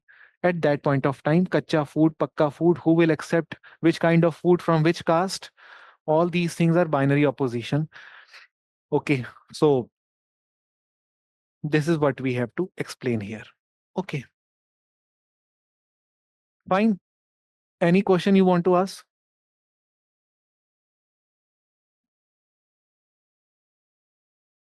Next question is Ambedkar's concept of annihilation of caste. You can do it. How Ambedkar identified features of caste system? Features of caste system is all the features that you know. Ambedkar also described the same features. You don't have to find different features. But the question again, there is one subheading sub part to that question, how Ambedkar's view on caste system is different from the mainstream treatment of caste features. Ambedkar, out of all the features, gave huge emphasis on endogamy. This is what makes Ambedkar's account on caste different. He believes that if endogamy is broken, then caste is broken. And to break the endogamy, he suggests multiple solutions. First, he suggested women education as the major concept. Women, if they are educated, they are going to freely choose people who they like instead of going by the caste norms, which is going to help only in reproduction of caste. So he always used to believe that women education is essential criteria to um, eliminate caste system, whose major essential feature is endogamy. Then he gave other solutions also: promotion of modern education. Okay, if people from different caste backgrounds are given equal educational opportunities, then gradually we will get rid of this endogamy system. Then he also suggested villagers and Dalits to migrate. Urbanization is also one solution. If they migrate, they will get cut off from the village rules, regulations, segregation. They will be accepted in the mainstream. They will become working class. Gradually, endogamous thing will also get over. Okay, so with this, everything is over. Sorry, Shruti, I will not be able to teach village studies. Um, I hope you guys have good enough content with you already. मेरे लिए important था caste system में clarity रहे हमें. इसमें confusion होती है बहुत ज्यादा स्टूडेंट्स को वर्ण कास्ट जाति जैसे टर्म्स को लेके. तो आई होप वो थोड़ा सा क्लियर अगर हुआ है आपका तो दैट इज सफिशिएंट. ओके, बाकी village you can do on your own. And बाकी आप ये सब PYQs को देखो. ठीक है, fine sir. Social background of Indian nationalism and Dipankar Gupta. Okay, social background of Indian nationalism मैं बता देता हूँ फटाफट से. Social background of Indian nationalism कहाँ गया ये.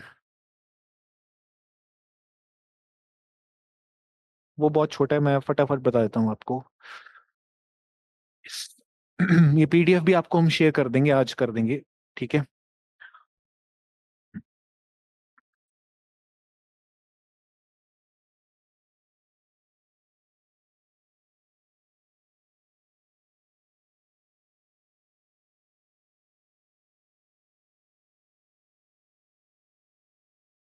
आप बस इतना समझो.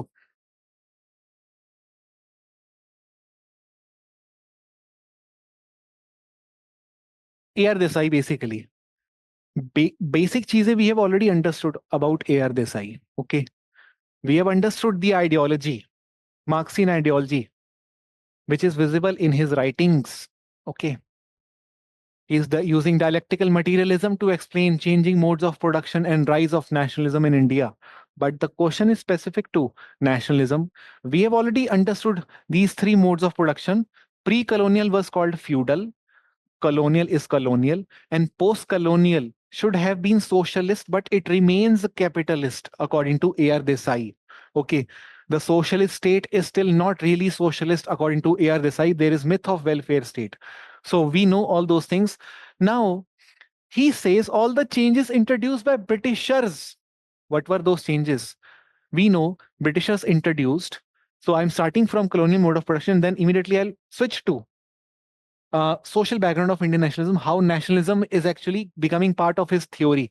In the colonial mode of production, he clearly said that with the coming of Britishers, we saw railways coming in, we saw industries getting established, trade, banking sector getting expanded, land becoming saleable commodity, modern ideas developed with printing press, uniform laws, communication growth. Some new social classes got developed along with expansion of what we call as land as saleable commodity or trade expansion. We had urban class and rural classes coming in. With education growth, we had professional class, intelligentsia class coming in. Overall, all the changes introduced by Britishers unintentionally unified the Indian people and engendered nationalism among them. Printing press ने actually में लोगों को unify ही कर दिया, railways ने लोगों को unify ही कर दिया, कास्ट एसोसिएशन जैसे और एसोसिएशंस ने लोगों को यूनिफाई ही कर दिया। तो ब्रिटिशर्स के अपने क्रिएटेड एजेंट्स की वजह से लोग यूनिफाई हो रहे हैं। अब शुरू होता है फेजेस ऑफ नेशनलिज्म। पहला फेज अगर हम उठाएं, फर्स्ट फेज, उसका बेस बहुत नैरो है। ये तब की बात है जब नेशनलिज्म का कॉन्सेप्ट ही डेवलप नहीं हुआ है। This is the time of what we call as socio-religious reform movement. Desai calls it the first phase of nationalism. Now, why did he call that? First, the factual detail. 1830 to 1885 is the first phase. अगर आपको इतना भी याद रहता है, आप expand कर लोगे। ये 5 चीजें आपको याद रहनी चाहिए बस, ठीक है। इस टाइम इंडियन नाम की चीज होती नहीं थी, इंडियन वर्ड नहीं था। ओके, आज हम पढ़ते हैं Indian history, but Ram Mohan Roy शायद इंडियन की जगह ब्रिटिश इंडियन बोलते होंगे उस टाइम पे। ओके, सो बेस जो नेशनलिज्म का था, हमारे एक इंडिपेंडेंट नेशन का, वो बड़ा छोटा था। एंड जो भी थोड़ा बहुत लिखा था इंडिया के बारे में, फ्रीडम होनी चाहिए, प्रेस फ्रीडम होनी चाहिए, और थोड़ा सा इंडियन सिविल सर्विसेज में इंडियंस भी होने चाहिए, ये जब थोड़ी थोड़ी बातें ना राम मोहन रॉय कर रहे हैं एक्चुअली शुरुआत में, other than talking about gender equality, वो थोड़ी बात ये सब भी बातें कर रहे हैं। तो it is pioneered by intelligentsia, initiation of social religious reform in the spirit of nationalism and rationalism. उसके बाद क्या होता है, सेकंड फेज 1885। आपको मालूम ही है 1885 की सिग्निफिकेंस क्या है? ऑल इंडिया पार्टी बनती है इंडियन नेशनल कांग्रेस। तो बेस बड़ा हो गया है। अब सिर्फ इंटेलिजेंसिया पे डिपेंडेंट नहीं है नेशनलिज्म के सेंटीमेंट को लेकर। Now we have a developed party, Congress. Middle class developed due to education and industrialization, and this middle class formed a party, Congress formed, represented interest of this class. Which class? Usually Congress represented the interest of the industrial or the middle classes, the educated ones, because of which there was disillusionment within Congress. Extremists did not like Congress getting hegemonized by liberals. Liberals were very much in favor of elite section of India. Liberals always wanted Indianization of civil service as reform, reduction of import duty, or what we call as um, to help what we call as sorry increment of import duty to help the domestic players. Okay, and they also wanted the domestic players and their export to get more and more promoted, and that is why they suggested the British government to take some measures to help the industrialist and the aspiring bureaucrats. So these are the concerns of elite people. And the extremists are not happy with the liberals. Extremists are saying Congress is not talking about poor people, the poor, the uneducated, the students who are not getting employment. Congress is not talking about it. And that is how we see in the third phase the split. Surat split happens finally. Okay. So social base अब क्या हो रहा है, मिलिटेंटाइजेशन होना शुरू हो रहा है, हिंदुआइजेशन हो रहा है नेशनल मूवमेंट का। आपको मालूम है तिलक कितना अग्रेसिव हो जाते हैं इस पॉइंट पर। हिंदुआइजेशन होने लग गया मूवमेंट का, एक एथनिक कलर आ गया है मूवमेंट में। Okay, it is no longer civil और civic nation, it is ethnicization of nationalism that is going on. Leadership is now by extremists. Extremists were the leading group. This weakened the secular character of the national movement. Fourth phase is 1918 to 1934। Social base थोड़ा सा और बड़ा होने लग गया। आप धीरे धीरे आगे बढ़ोगे तो देखोगे बेस बढ़ते ही जा रहा है, बढ़ते ही जा रहा है, सोशल बेस बढ़ रहा है। डेमोक्रेटिक और सोशलिस्ट रेवोल्यूशंस हो रहे हैं यूरोप के अंदर, रशिया के अंदर। यहाँ होम रूल एजिटेशन हो रही है, कम्युनिस्ट ग्रुप्स की ग्रोथ हो रही है इंडिया के अंदर, पॉलिटिसाइजेशन हो रहा है वर्किंग क्लास का through CPI, schedule caste federation बन रहा है, गांधी अंबेडकर पैक्ट हो रहा है, दलित के पॉलिटिसाइजेशन की बात हो रही है इस फेज में। बहुत ही अपहीवल हो रहा है इस टाइम पे। There is no one body like Congress representative of everyone, rather we have differentiation of power, different political parties coming to represent different diverse sections. And finally, in this phase, fifth phase, 1934 to 39, we see disenchantment with Gandhian ideology. No longer people have faith in Gandhian ideology. And this is why what we call as extremist, socialist elements or the radical elements become proactive in national movement, Congress start becoming disassociated into factions and parties.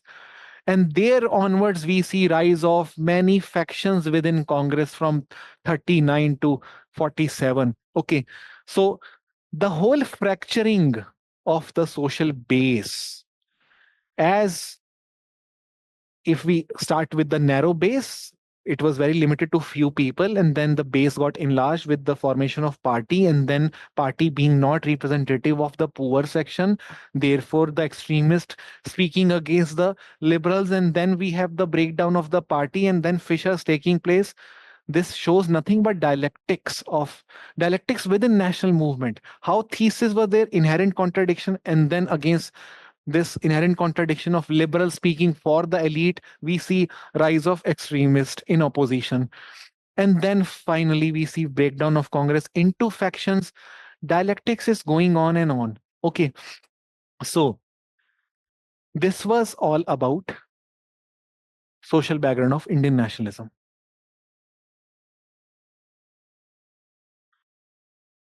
Okay. Eventually we see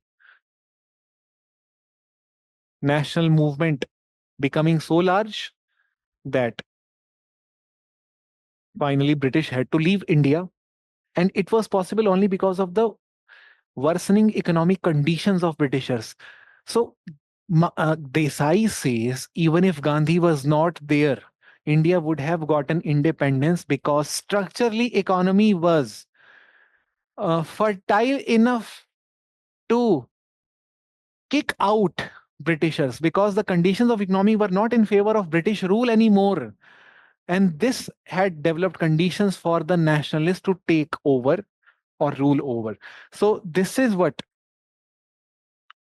makes the whole account of Desai bit of Marxist. Okay.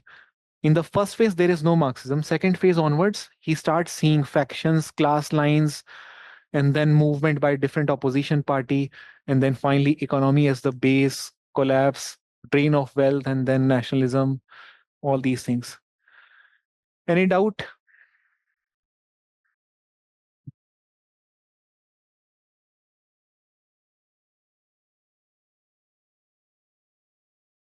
Yes.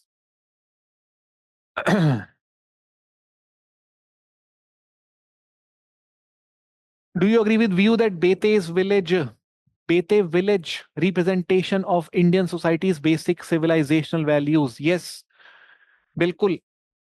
uh, Bete clearly says that village India represents, it is microcosm of Indian civilizational values. What is village about? So here Bete is taking the colonial records into cognizance. He says that what we know about village is through colonial accounts. Who are the people who studied villages, went into the villages for the first time, other than travelers who did not really went into the villages? It was colonials who did ethnographies, and they presented an image, a model of Indian village, which is having limited needs, cooperation, community sentiment, patriarchal in governance, and there is limit on production too. And whatever is being produced is consumed. There is no private ownership. There is collective ownership. There are festivals. There are rituals. There are ceremonies which integrate people together, and there are different institutions, family, religion, which maintain the solidarity. This is what the village. This is what the village symbolizes. This is what the India also represents, diversity with unity. So we have diverse people coming from different backgrounds, but rituals, ceremonies, festivals keep all of us integrated. This is the civilizational value of Indian society. Bhavna, sir, please tell what is most important from social movement we prepare. Most important for social movement.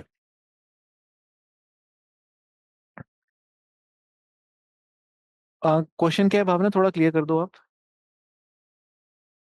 Attributional versus interactional approach in studying caste. आप simply इसको मानो, it is purely book view versus field view. Attributional approach का मतलब है book view. मैकी merit का दिया हुआ classification है. एट्रीब्यूट्स किसको बोला जा रहा है? There are certain attributes on the basis of which in the books caste system are arranged in particular manner. Attributes like sacred thread, vegetarianism, Sanskrit language hold, and the values of Sanskrit traditions. These are attributes of the high caste. Attributes of low caste, non-vegetarianism, manual labor. So this is the very bookish idea of what we call as theorization of caste. When it comes to interactional theory, it is about how caste interact in the field. In the field, it is not like this, that people simply accept high caste Brahmins as high caste just because they eat a vegetarian food or they have sacred thread. People have different opinion on who is the what we call as supreme caste. Everyone claims superior caste, and people define superior inferior on the basis of what they eat, what they wear, whether they hold power or not, how much wealth they possess. There are multiple what we call as dimensions to explain the ranking. So attributional is purely religious attributes. Interactional is non-religious attributes used to explain ranking in the field. It is again book view versus field view in simple language.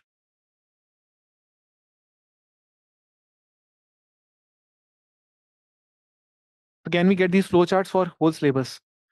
Ajat, we don't have flowchart for whole syllabus. These are flowcharts from my book Quick Revision की book है, उसमें से ही है ये. The book is not available on Amazon right now because it is out of stock. अभी print के लिए हमने भेजा हुआ है. But I will share all these soft copy, the PDF with you guys. And these PDFs are only of thinkers. पूरे syllabus का flowcharts हमने as such कुछ नहीं बनाया book में. Thinkers का हमने बनाया है majorly.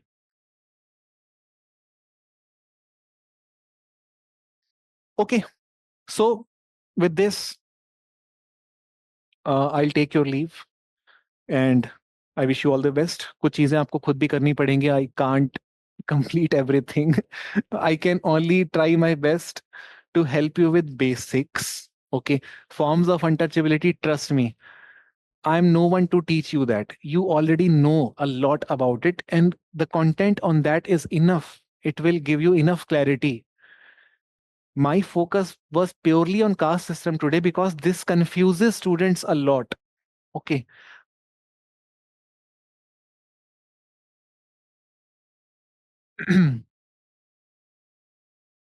Okay, fine. With because of some issue I missed. Wardha वाला लेक्चर वो तो कल वो आज हो जाएगा अपलोड आई गेस उन्होंने कर भी दिया है. Overview of village idea and studies. Overview of village idea, village idea का ओवरव्यू यही है. See, village is basically a window through which colonials gazed into India. Village वो खिड़की का नाम है जिसके थ्रू ब्रिटिशर्स ने इंडिया में झांका. इंडिया क्या है, विलेज के थ्रू इंडिया को समझा उन्होंने. एक तो कॉलोनियल व्यू इंडिया का इंडियन विलेज को लेके बनता है कि लिटिल रिपब्लिक्स हैं, लिमिटेड नीड्स हैं, खुश खुश रहते हैं, छोटा मोटा सब लोग साथ में खुशी पाई जाती है इन लोगों के अंदर. फेस्टिवल्स, रिचुअल, सेरेमनीज होती हैं और ऑक्यूपेशन इनकी डिफाइंड है, इनकी नीड्स भी बड़ी डिफाइंड है. ज्यादा प्रोड्यूस नहीं करते, बाहर वालों के साथ टच में नहीं है, आउटसाइडर के साथ कांटेक्ट ज्यादा नहीं है. चेंजेस बहुत धीरे धीरे आते हैं. प्राइवेट ओनरशिप है नहीं, कलेक्टिव ओनरशिप है, कम्युनिटी लाइफ है. ये this is the colonial view given by Charles Metcalfe. Okay, Indane marks, who is also one of the person who actually described Indian village without coming to India. Then second view of Indian village is by nationalists like Gandhi, Ambedkar, Nehru. These three people have also drawn their ideas of village India from colonial writings. They are not writing too greatly different from what colonials have written. Gandhi is actually celebrating what colonials are seeing as limited need, and Gandhi wants a village to be like that and the whole India to be converted into village economy with limited needs. Nehru is someone who is trying to modernize the village. He does not like village. He wants development. He believes that village is not going to help us in development process until we urbanize them. Ambedkar believes that village presents to us a civilization not of Hindu, but of upper caste, where lower caste are exploited every day. They are not able to get access to water, transportation, basic चीजों में village कुछ नहीं दिखाता है, सिर्फ cast system का एक काला चिट्ठा है सामने खुल जाता है, विलेज को देखो पता चल जाएगा अनटचेबिलिटी की हालत क्या है, एक्सप्लॉयटेशन कैसे होता है, विलेज जाके पता चल जाता है। और ये सब सच है कि नहीं, और ये सब के जो व्यूज हैं वो किस हद तक वैलिड हैं, ये सब डिबेट इंपॉर्टेंट नहीं रहा था when India gained independence in 1950। Eventually, 1950s onwards, we see a golden age where many ethnographers are dispatched to different field studies only to collect data on village, to understand how to develop them, to make policies on their development. And in this, economists, sociologists, anthropologists were part of the whole project of planning commission. They, and we know Srinivas was one of the person who conducted field study 1948 Rampura till 1951, Andre Bete 1962, 65, SC Dubey 1949 to 52. So we see lot of field study in this period, 50s, 60s, and each field study is coming, bringing to us impact of modernization on village. Andre Bete conducted study on impact of modernization on Shripuram. Srinivas conducted study on impact of modernization on Rampura. How caste, which is the dominant one now, is not dominant because they are ritually high, but the one who are economically, politically. Now we see rise of secular ranking gaining more importance over ritual ranking. So these are the things that developed with village studies only. There is a lot of significance of village studies. So many concepts got developed because of village studies. So many myths got busted because of village studies. The myth of Varna structure being four and rigid, hierarchical, occupation specific, all of them got destroyed with village studies. जब पता चला कि नहीं, innumerable जातीज होती हैं, mobility होती है, rigid नहीं होता, और ऑक्यूपेशन के साथ लिंक तो कतई नहीं होता। ओके, ये सब चीजें विलेज स्टडीज से पता चली, तो पूरा मिथ डिस्पेल हो रहा है बुक व्यू को लेकर, जो कि मेटकाफ ने बनाया था, इंडेन ने बनाया था, श्रीनिवास और एम शाह ने आर्टिकल लिख दिया मिथ ऑफ सेल्फ सफिशिएंसी। ये सब बकवास बातें थी कि सेल्फ सफिशिएंट होता था हमारे विलेजेस, तो शुरू से ही इंडिपेंडेंट, क्या क्या कहते हैं, ट्रेड में थे, एक्सपोर्ट में थे, इंपोर्ट में थे, सॉल्ट, बैंगल, बेसिक जैसी चीजें लाइक स्पाइसेस, उसके लिए भी डिपेंडेंट थे। विलेज मार्केट्स होती थी, हार्ट्स लगते थे अक्रॉस विलेज, क्योंकि हर विलेज के अंदर सारी कास्ट के लोगों, दिस वाज नॉट इजी। तो सेल्फ सफिशिएंसी कैसे हो जाएगा? You were dependent on people from other caste, from different villages. ये सब स्टडीज ने विलेज से वाकिफ कराया हम सबको, जो चार्ल्स मेटकाफ नहीं करवा पाया। तो अल्टीमेटली विलेज स्टडीज का काम यही था, to demystify book view. Okay, fine.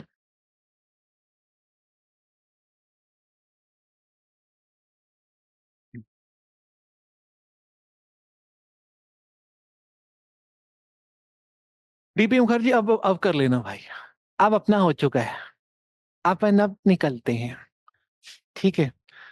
अब हो गया अपना, कर लेना यार, थोड़ा बहुत खुद भी, अच्छा लगेगा मेरे को भी, ठीक है?